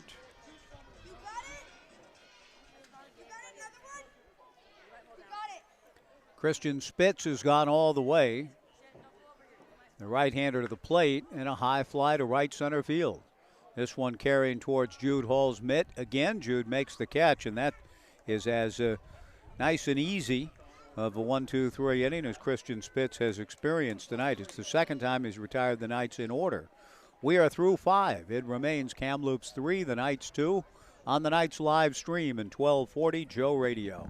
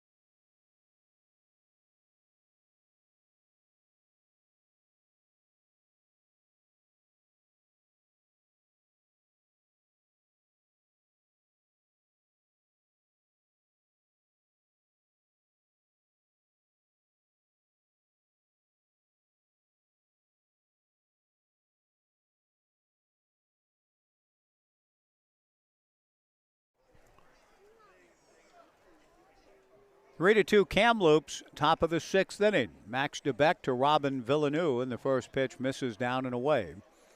Villeneuve, a sacrifice fly in the first, hit by a pitch and scored in the 4th. Kamloops an unearned run in the first for the lead. The Knights took the lead 2-1 in the 3rd. Good fastball from Max, swung on and missed. The count 1-1. But then an error led to 2 unearned runs for Kamloops in the 4th. The NorthPaws leading 3-2 in the 6th. DeBeck back to the plate. Max misses with a fastball high. Ball 2, 2-1. Robin Villeneuve, Felix Chenier-Rondeau, and Drew Giannini, the hitters this inning for the NorthPaws. DeBeck delivers down and away. Max behind the count, 3-1 to Robin.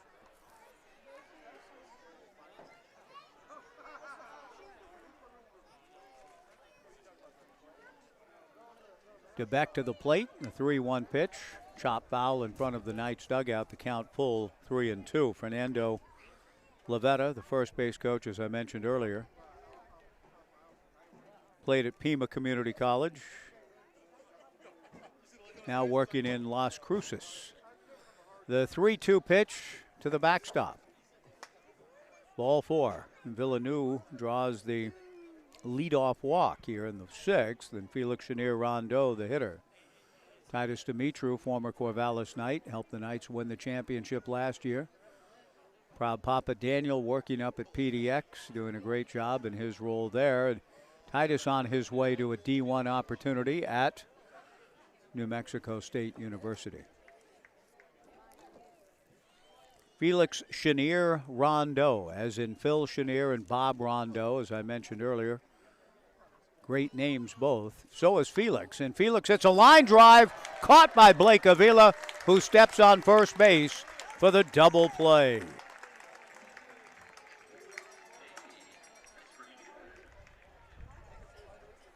Just like that, 2 down. The ball well struck by Chenier-Rondeau.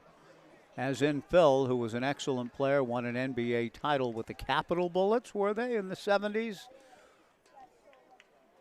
Baltimore Bullets, were they still the Baltimore Bullets when they won it? Bob Keith, anybody? The pitch on the way to Drew Giannini, a high fly ball to left. Ethan Hott moving in. The wind plays with it a little bit, but Ethan stays with it, and that's that in the 6th. The leadoff walk, and then quickly 3 outs recorded, and down go the... I'm going to look up Phil just to clarify that. Under Gene Shue, the Bullets won a title. Phil Chenier, and then Bob Rondeau, the legendary broadcaster for the Huskies for decades and decades. We go to the bottom of the 6th. 3-2 Kamloops on the Knights live stream and 1240 Joe Radio.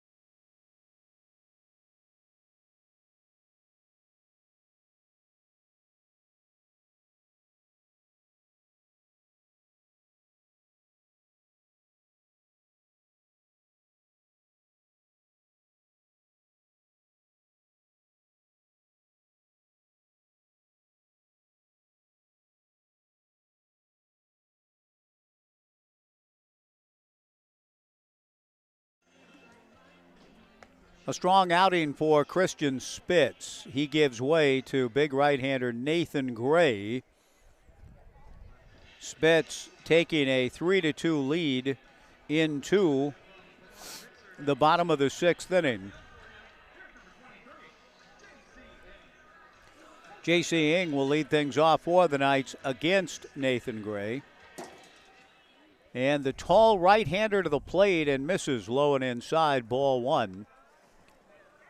1-0 the count. Gray working quickly. Comes back with a 1-0 pitch. A strike to J.C., who's flied to center and walked. Nathan making his 5th appearance, 8 2/3 innings, 11 hits, 3 runs, only 1 earned. He delivers a little bit low, ball 2, 2-1 to J.C. Ing. Gray 6'5", 205 from Queen Creek, Arizona. Pima Community College. Delivers and a one-hopper at the second baseman, Cooper Neville. He fields and throws out J.C. Ing. 1 away, and Ethan Hott will be the hitter for the Knights, who trail it here in the bottom of the 6th inning by a score of 3-2. Ethan is grounded to second and bounced into a force play. All 3 runs for the NorthPaws unearned. The Knights scoring their 2 runs in the 3rd inning. Breaking ball from Gray. Misses down and away. Ball 1, 1-0.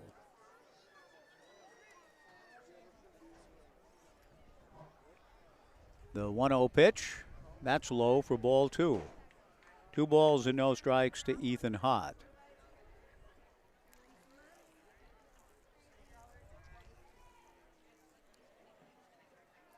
2-0 fastball in there for a strike to Ethan. 2-1 the count. I was also pleased in researching a little bit about the city of Kamloops, the connection mentioned with the great Boris Karloff. And even greater than Karloff is here, I would say, as much as I enjoyed the Frankenstein films that Boris was a part of, and of course his work in How the Grinch Stole Christmas. 2 balls, 2 strikes to Ethan Hott. Breaking ball misses, and the count goes full to 3-2. But a greater than Karloff is here, to coin a phrase, when one refers to Robert Service. The 3-2 pitch hit foul off to the right and out of play. I took a contract to bury the body of blasphemous Bill Mackay. It's as good of a poem of that genre, the Klondike poems of the great Robert Service. Breaking ball swung on and missed, strike 3, 2 down. Good pitch. And Levi Jones will be the batter. The NorthPaws have pitched well throughout the evening. They lead at 3-2 in the bottom of the 6th. Levi has flied to left and had a swinging bunt single in the 4th. We're in the 6th, 3-2 Kamloops. I'm not sure how long Service lived in Kamloops, but according to my researches earlier today, he worked at the Kamloops branch of the Canadian Bank of Commerce between July and December of 1904. That's a short run there, but the great poet, Klondike poet himself, did live and work in Kamloops. And I don't know is that before or after he was writing of Dangerous Dan McGrew and Sam McGee and Blasphemous Bill.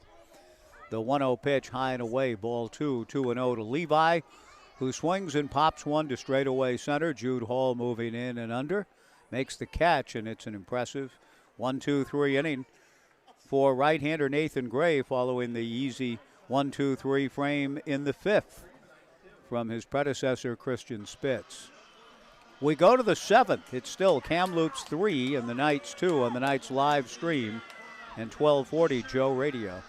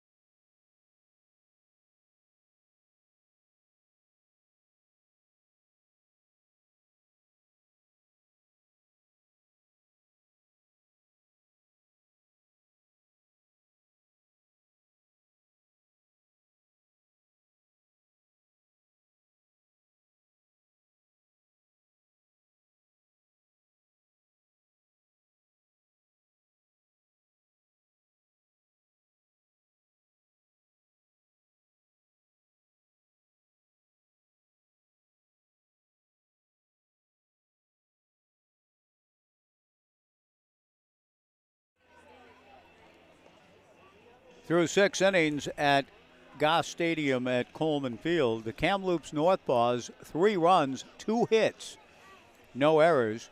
The Corvallis Knights, 2 runs, 5 hits, and 2 errors. And that is the category, 2 errors to none, that has made the difference tonight. Kamloops with a 3-2 lead, and all 3 runs unearned for the NorthPaws. Right-hander Neil Feist takes the hill for Brooke Knight and the Knights. Neil loosening up with his battery mate Anson Arrows.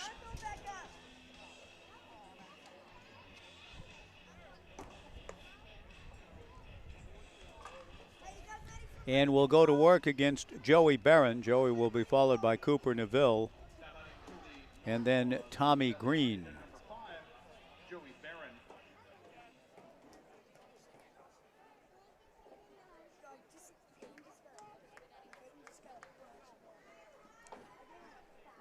Joey has grounded to first and singled home a run. Right-hander Neil Feist works out of the stretch with nobody on, making his 7th appearance, and the first pitch to Barron is lined into right field, base hit. Sam Stam gets the ball back in. Solid single to right for Joey Barron, his 2nd hit.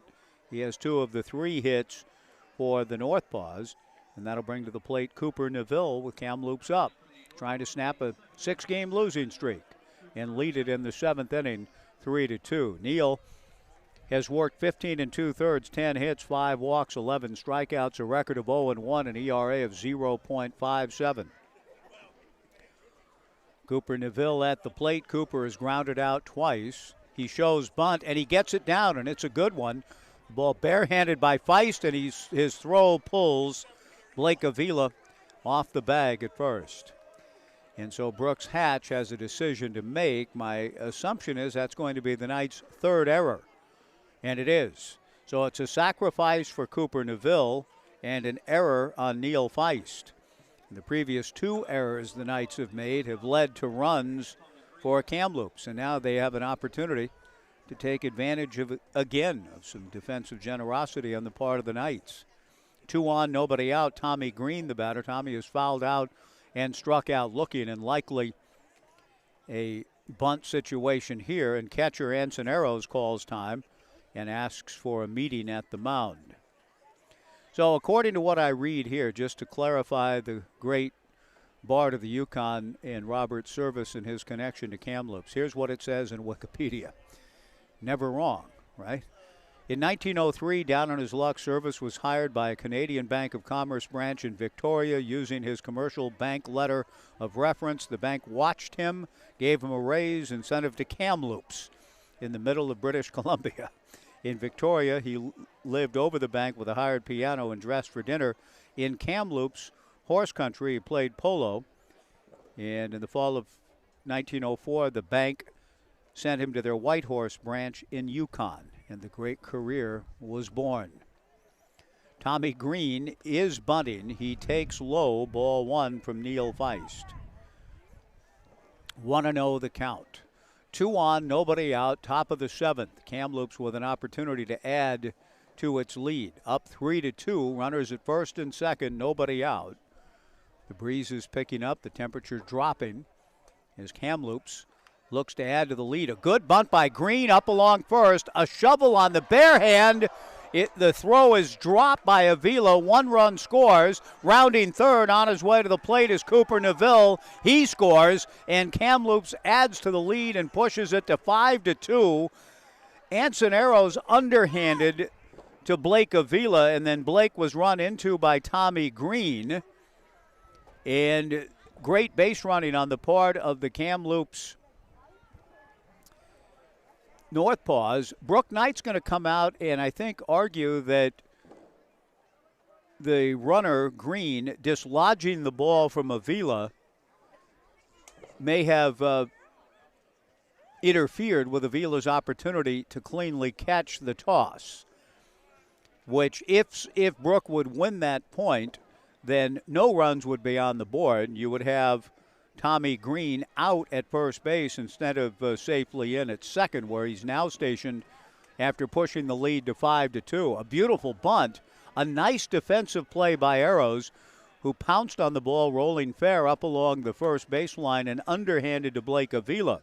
But on the underhand toss, Avila tried to catch the toss at the same time as Tommy Green arrived, and Brook lets the point go, doesn't press it, and the runs are on the board, 5-2 Kamloops. And we'll have to wait and see exactly how that will be scored. Is that going to, it's certainly a sacrifice for Green. Is it also, is it a base hit instead of a sacrifice? Is there another error? And there is an error on Blake Avila dropping the ball at first. So the Knights have made 4 errors tonight. And that's not a phrase over the years with Knights baseball that's crossed my lips very often. A 4-error night for the Knights, and they trail it 5-2. 2 runs scoring, and now at second base with nobody out, Tommy Green. Bennett Frater takes a strike. 1 ball and 1 strike the count. Frater has struck out and grounded out. Kamloops in game 1 of the series up 5-2. Coming in at 4-14 in league play and on a 6-game losing streak. But, boy, they're taking advantage of the Knights' defensive miscues. Breaking ball popped up to shallow left field. Yukamoto going out. The Knights shortstop makes the catch, throws back to second. Tommy Green gets back. Bennett Frater popping out to tie in shallow left, 1 away. And Tyler Glowacki will be the hitter. 5-2, Kamloops in the 7th.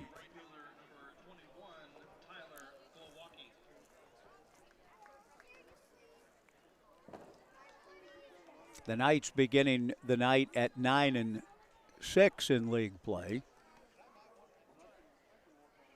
Losing its last series to Walla Walla. The pitch on the way is a fast one away to Glowacki. 1-0 the count. Tyler has struck out, grounded to first, and walked. Neil Feist, the third pitcher of the evening for the Knights, following Nathan Marshall and Max DeBeck, come set. The 1-0 pitch on the way to Glowacki in there for a strike, and the count 1-1. Pretty good crowd again tonight. We'll wait on the number. It should be coming soon. My guess is in the 15 to 1600 range, maybe 17. Cooling off a little bit now. The winds have been blowing out towards left center. The pitch on the way is ripped into right field. Base hit. Tommy Green rounding third on his way to the plate. The throw is not in time. Green scores on the base hit to right field for Tyler Glowacki. And Kamloops suddenly has a 6-2 lead on the RBI single by Tyler Glowacki. Back-to-back errors in the inning on the Knights have helped to fuel this rally for Kamloops. They've scored 3. They pushed the lead to 6-2. Jude Hall, the batter. The pitch on the way to Jude. A fly ball into left center field. That'll drop in front of J.C. Ing for a base hit. So, the Corvallis Knights, they get everybody's best shot, and well, they should. They have been the standard bearer of excellence in this league since coming in to the league. The league formed in 2005. The Knights moved here in 2007. They have been in the playoffs every year. They've won 9 championships since arriving here in Corvallis in 07, including the last 6. And they are, by their standards here in 2023, still trying to kind of find their way. And they find themselves down to Kamloops 6-2 here in the 7th inning in game 1 after losing their last series to Walla Walla. So it's not what we've all sort of grown accustomed to here and taken for granted over these summers together. The 1-0 pitch from Neil Feist, a breaking ball strike, and the count 1-1. But certainly on paper, this appeared to be a mismatch with the 4-14 NorthPaws against the 9-6 Knights. But Kamloops clearly in control now. First and second, 1 out, leading 6-2 in the 7th inning. Robin Villeneuve, the hitter, Feist to the plate. Fastball sprayed foul off to the right. Silas, again, our young director over here, trying to tell the urchins, hey, you got some work to do. That one is well beyond the Omaha room and rolling towards the sand volleyball court. So the urchins have got to want it to go get that one. 1-2 the count. Breaking ball grounded to short. Yukamoto goes to Tyler Quinn for one and across to first for a double play, and that feels more like it for the Knights, a 6-4-3 double play ball to end the inning. But 3 more runs aided by some defensive miscues again for the Knights, who have 4 errors on the evening. We go to the bottom of the 7th. Kamloops 6 and the Knights 2 on the Knights live stream and 1240 Joe Radio.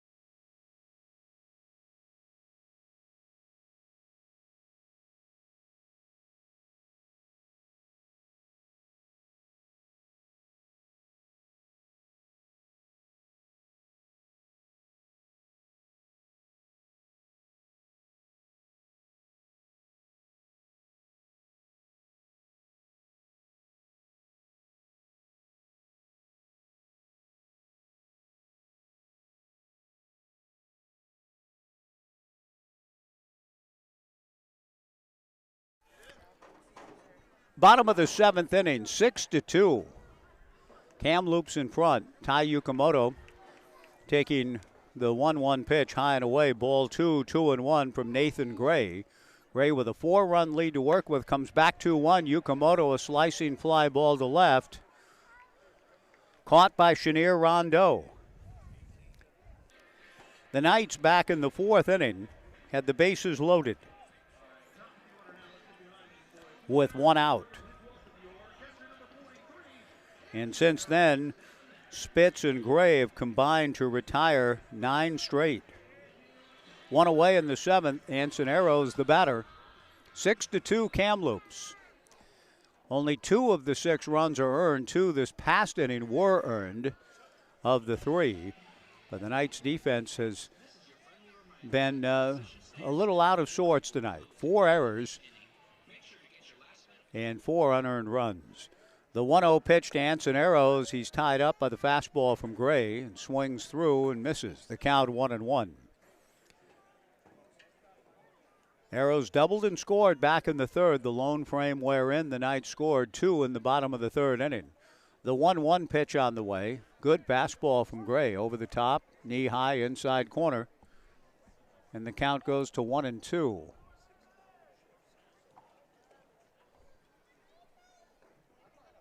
Nathan Gray back to the plate. Breaking ball swung on and missed. 10 in a row set down by Kamloops. And with 2 outs and nobody on, Tyler Quinn, the batter. It's interesting. Now, certain teams, and it's too early, the sample size is still too small, but it is interesting to me anyway to see that in the midst of a 4-14 start to the season, half of the wins for Kamloops in league play have come against the Knights. In the series, the 2 engaged in June 9th through the 11th in Kamloops. The first pitch missing to Tyler Quinn. Now the 1-0 pitch, a fly ball to right field, playable for Glowacki. 11 in a row set down by the combined pitching efforts of Christian Spitz and Nathan Gray. So Kamloops took 2 of 3, half of their win total on this 2023 season against the Knights in Kamloops. And we go to the 8th, and they lead the Knights 6-2 in Corvallis. And the crowd tonight is 1,874. 1,874. I'll have to think of a mnemonic device for that and don't have one at the moment. But 1,874 tonight as we go to the 8th. Kamloops 6 and the Knights 2 on the Knights live stream and 1240 Joe Radio.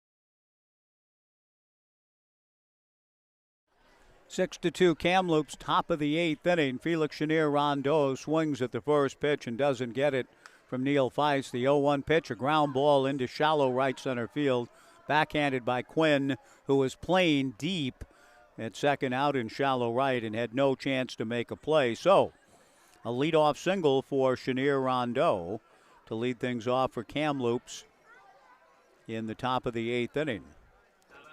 4 of the 6 runs for the NorthPaws unearned. And they look to add to the lead here in the top of the 8th.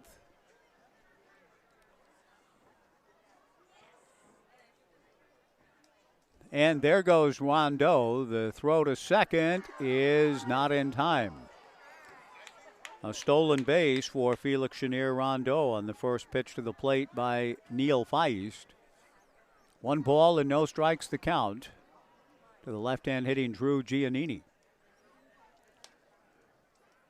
Drew out of San Diego State, an opportunity to at least move a runner. Knight shortstop Tai Yukamoto playing behind Chenier Rondeau, and that is quite a contrast in size. The pitch on the way is high, ball 2, 2-0.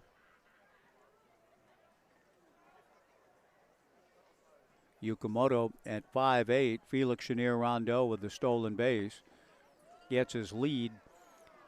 The 2-0 pitch just misses for ball 3, 3-0. Chenier Rondeau listed at 6'2". He looks taller to me than that. I would be disputatious when it came to that list of size. To me, looks more like 6'3" or 4. The 3-0 pitch is in there for a strike to Giannini. 3-1 the count. 6-2 Kamloops in the 8th. Tough night for the Knights. 2 non-league games that they absolutely dominated, but now back to league play and down 4 runs in the 8th inning. Giannini takes Neil Feist's 3-1 pitch high and away for ball 4. Joey Barron, the batter. Barron has grounded out and singled twice. We'll see how Coach Francis wants to play it. He has a 4-run lead. He's got a hot hitter at the plate, but he has 2 on and nobody out. Does he ask for a bunt here? We'll see. When you visit Corvallis to catch Knights baseball, we encourage you to stay at your locally owned Best Western Corvallis, the official hotel partner of your Corvallis Knights. Close to Goss Stadium, and you can enjoy the largest hotel rooms in the city and an outdoor heated pool. Wherever life takes you, Best Western is there. Ansonero started to go out to the mound, but was ordered back. The Knights they need to have another visit, probably for pitching coach Bo Kearns. Some activity doubtless beginning back of Neil Feist. The bunt is down. The throw to first from Neil Feist is in time to Blake Avila. But Barron, though he had singled in his last 2 at-bats and hit the ball well, is asked to sacrifice here with Coach Francis going after the big win, trying to get another run, at least one more in the books to take a 5-run lead over the last 2 innings. Barron with the sacrifice 1-3. Cooper Neville, the batter, with 2 on and 1 out. Fastball from Neal misses high and away. Brook Knight orders his Knights to play in. Such is the nature of this ball game. Kamloops up 4 and looking to add on in the 8th with 1 out. 1,874 in the ballpark tonight. With the infield in, Feist to the plate. The 1-0 pitch is down and in. Ball 2, 2-0. Neville with a sacrifice last inning.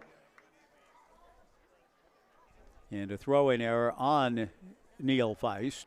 1 of 4 errors on the evening for the Knights. The 2-0 pitch is chased and missed by Neville. The count 2-1. Tommy Green on deck. Green way out of the on-deck circle. Almost in the left-handed batter's box as he watches Feist at work. Green is a right-handed hitter. The pitch on the way, swung on and missed, and the count 2-2. Feist trying to get through unscathed and keep the Knights within some legitimate striking distance. Runners at second and third and 1 out. The infield of Avila, Quinn, Yukamoto, and Jones just off the edge of the green. Feist from the stretch and the 2-2 pitch. Got him swinging. 2 down. That's a big strikeout for Neal. And it gives him a chance to get out of the inning now with Tommy Green making the short walk to the plate. Green is fouled out, struck out, and was aboard on an error last inning. He was credited with the sacrifice, but then Blake Avila dropping a ball on the toss from catcher Anson Arrows, and that enabled 2 runs to score with the ball getting dislodged out of the mitt of Avila. Tommy Green trying to drive in 2 here. He lifts one foul into Urchin Alley. Director Silas again telling the youngsters about the path of the ball. And there are a lot of folks leaving with dollar bills in their pockets and baseballs in their backpack. No balls and 1 strike the count to Tommy Green. 6-2 Kamloops in the top of the 8th. Runners at second and third, 2 down. Feist to the plate and misses down and away. 1 ball and 1 strike the count. Silas and his family packing things up, and they're heading out into the night. I'm not sure how those urchins are going to carry on without the directorial efforts up here. 1 ball, 1 strike with 2 on and 2 down. Feist to the plate, delivers, and the ball gets through the mitt, but not enough for Felix Chenier-Rondeau to advance. He started to come down the line. Anson Arrows able to track things down and hold Chenier-Rondeau at third. 2 balls and a strike. By the way, it was the Washington Bullets in the 77-78 season winning the title. Wesley Unseld, Phil Chenier and company. 2 balls and a strike. The infield at normal depth. 2 on and 2 down. Feist delivers. Pretty good looking fastball, but called ball 3. 3-1 to Green. Bennett Frater on deck. An infield single and a walk to open the inning. A sacrifice. Now second and third, 2 down. Neil Feist with a count of 3 balls and a strike. Kicks and comes to Tommy Green. A slow roller up along third. Levi Jones gloves, fires, and gets Tommy Green to retire the side. Nicely done by Feist and the Knights. After first and second, nobody out. Second and third and 1 out. The Knights put a 0 on the board. They need it because we go to the bottom of the 8th. Kamloops 6 and the Knights 2 on the Knights live stream and 1240 Joe Radio.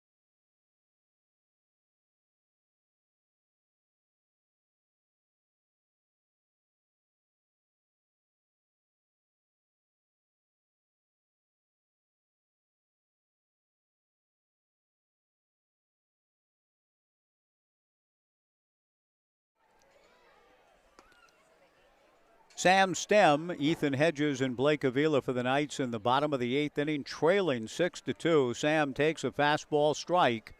0-1 the count from Nathan Gray. The 0-1 breaking ball hit Sam Stem, and Sam heads down to first base. So, the Knights, who need 4, get their leadoff man aboard via a gift from Gray, and Ethan Hedges the batter. If your home, office, or investment property is dirty, dingy, or worn, we recommend you call family-owned All Pro Property Services. They've helped thousands get the best out of their properties. The pitch to Ethan, fastball up, ball 1. From investment, renovations, facility services, housekeeping, and move-out cleans, All Pro Property Services has the bases covered. Visit allproproperty.net for more information. The 1-0 pitch on the way to Ethan, fastball for a strike. 1-1 the count to Hedges, who has grounded into a forced play, walked and fouled out. 6-2 Kamloops, bottom of the 8th. Sam Stem at first, nobody out. Nathan Gray from the stretch, breaking ball down, ball 2, 2-1. Kamloops 6 outs away from beating the Knights for a 3rd time in 4 games. 2 balls and a strike to Ethan Hedges. Nathan Gray delivers. Hedges a fly ball to center field and playable. Jude Hall makes the catch. 1 away.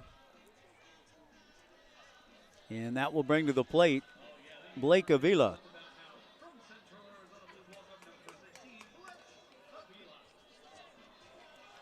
Blake is 0 for 3, has struck out and twice flied to Jude Hall in center field.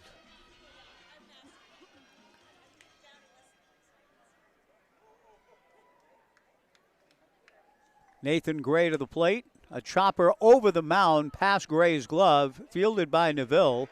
Tried to make a tag on the runner at second. The throw to first is in time. He missed the tag, did Neville, on Stem going by, but recovered to throw out Avila by half a step. Brooke Knight is shaking his head about the call at first. He thought that Avila had beaten the play. But on a bang-bang play, the second out is called, and the batter is J.C. Ng. With Sam Stem moving into second, the Knights need to cash this one in, it feels like, just to get a little bit closer. JC awaits Nathan Gray. The pitch on the way to Ng. Misses low and in, ball 1. JC has flied to center, walked, and grounded to second. 6-2 Kamloops, bottom of the 8th.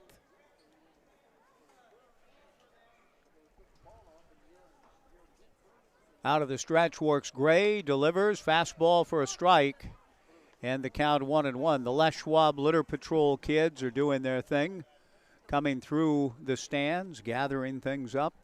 A crowd of 1,874. 1 ball and 1 strike the count. The right-hander Gray to the plate, away, ball 2, 2-1. Jack Finney's novel Time and Again was set in 1882, the time travel novel according to the great Stephen King. And a pretty good story, good work. I just finished it recently, came across it, stumbled across. I like the sci-fi genre. And Jack Finney's book, Time and Again, very well worth reading, set in New York in 1882. A ground ball to the right of the second baseman, Cooper Neville. He fields and throws out J.C. Ng. The Knights get a hit batter to lead off the 8th. Their first base runner since an infield single back in the 4th. So Kamloops has utterly dominated the proceedings, and we go to the 9th. It's Kamloops 6 and the Knights 2 on the Knights live stream and 1240 Joe Radio.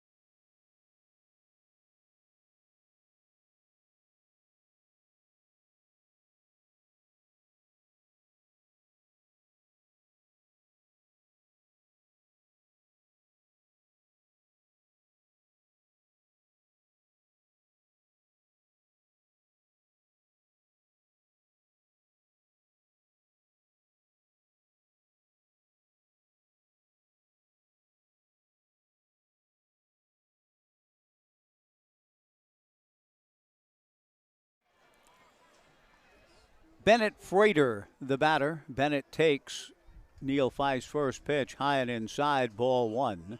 6-2 Kamloops, top of the ninth. The 1-0 pitch, a fly ball to right field. Sam Stem is right there. Sam makes the catch. One away. The Knights have committed 4 errors tonight, leading to 4 unearned runs. And that is the difference in this 6-2 ball game. Kamloops closing in on taking game 1 of the series.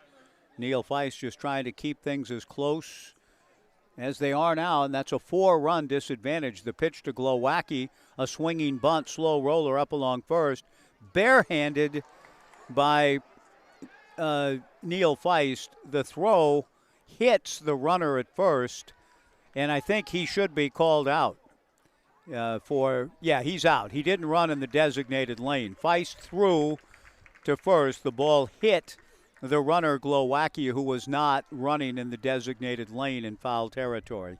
2 down, so the out is recorded 1-3. Now, go ahead and go to the dugout now. You're out. I'm just trying to help Glowacki out a little bit. He's standing at second base. He's out. He didn't run in the designated lane, and the throw hit him, I think maybe in the helmet or the upper back. So that's a tough blow for Glowacki. But he's out. The home plate umpire indicating to Glowacki, hey, you're out. Glowacki reluctantly heads back to the dugout. 2 down, and the batter will be Jude Hall. And it's actually a pretty good play by Feist, and he wasn't taking aim at Glowacki, but his throw was right on line, and that is why that lane is created in foul territory, a 3-foot lane that the runner must run in until he gets to the very end of the line. Then he has to, of course, make a little bit of move back towards the bag to get a foot on it, but the umpire, with Feist working now 1-1 to Jude Hall, construed that he was not in the designated lane far enough down the line, and thus was hit by the throw from Feist, constituting an out. Neal's 1-1 pitch misses for ball 2, 2-1. 2 outs, nobody on in the ninth, 6-2 Kamloops. Feist to the plate, and that's rope to right, base hit. Sam Stem will get the ball back in. A good swing for Jude Hall. Jude with his 3rd hit of the night. And that'll bring to the plate Robin Villeneuve, who has had a sacrifice fly, been hit by a pitch, walked, and grounded into a double play. Kamloops with 8 hits to the Knights' 5. They lead it 6-2 in the 9th inning. Neil Feist to work on Villeneuve.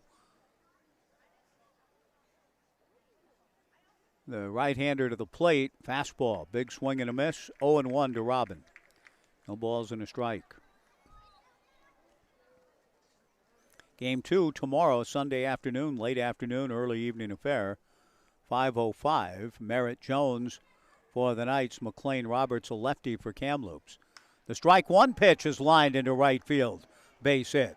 Sam Stem plays it on a couple of hops, stopping at second base. Jude Hall. Villeneuve getting his first base hit. It's the 9th for Kamloops. And Felix Chenier Rondeau will be the batter. With 2 on and 2 out. Kamloops looking to add on. The Knights in the bottom of the 9th inning. Ethan Hott, Levi Jones, and Tai Yukamoto, the scheduled hitters.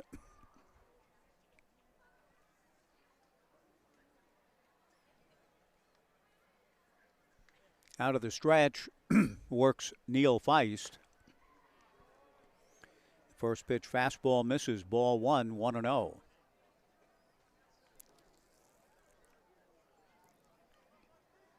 Chenier, I think, Phil Chenier, played his college ball at Cal, if I'm not mistaken.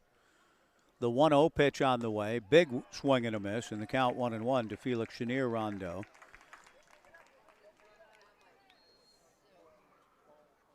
Two great series in the late 70s, just before the Magic Bird era. the following year in 79-80. The 1-1 pitch outside ball 2, but the years leading to Magic Bird were classic series between Seattle and Washington. Seattle Supersonics and the Washington Bullets traded 7-game series triumphs. The 2-1 pitch swung on and missed in the count 2-2. The Bullets winning it in the 77-78 season in 7. And the Sonics with the late, great Lonnie Shelton, former Beaver, coming back to help the Sonics win it in 78-79. 2 balls, 2 strikes, 2 on, 2 out, 6-2 Kamloops in the top of the 9th inning. The 2-2 pitch is swung on and fouled back. So the count stays 2-2 to Felix Chenier Rondeau, who's grounded out, had a sacrifice, scored a run, grounded into a double play. The Knights have turned 2 double plays tonight.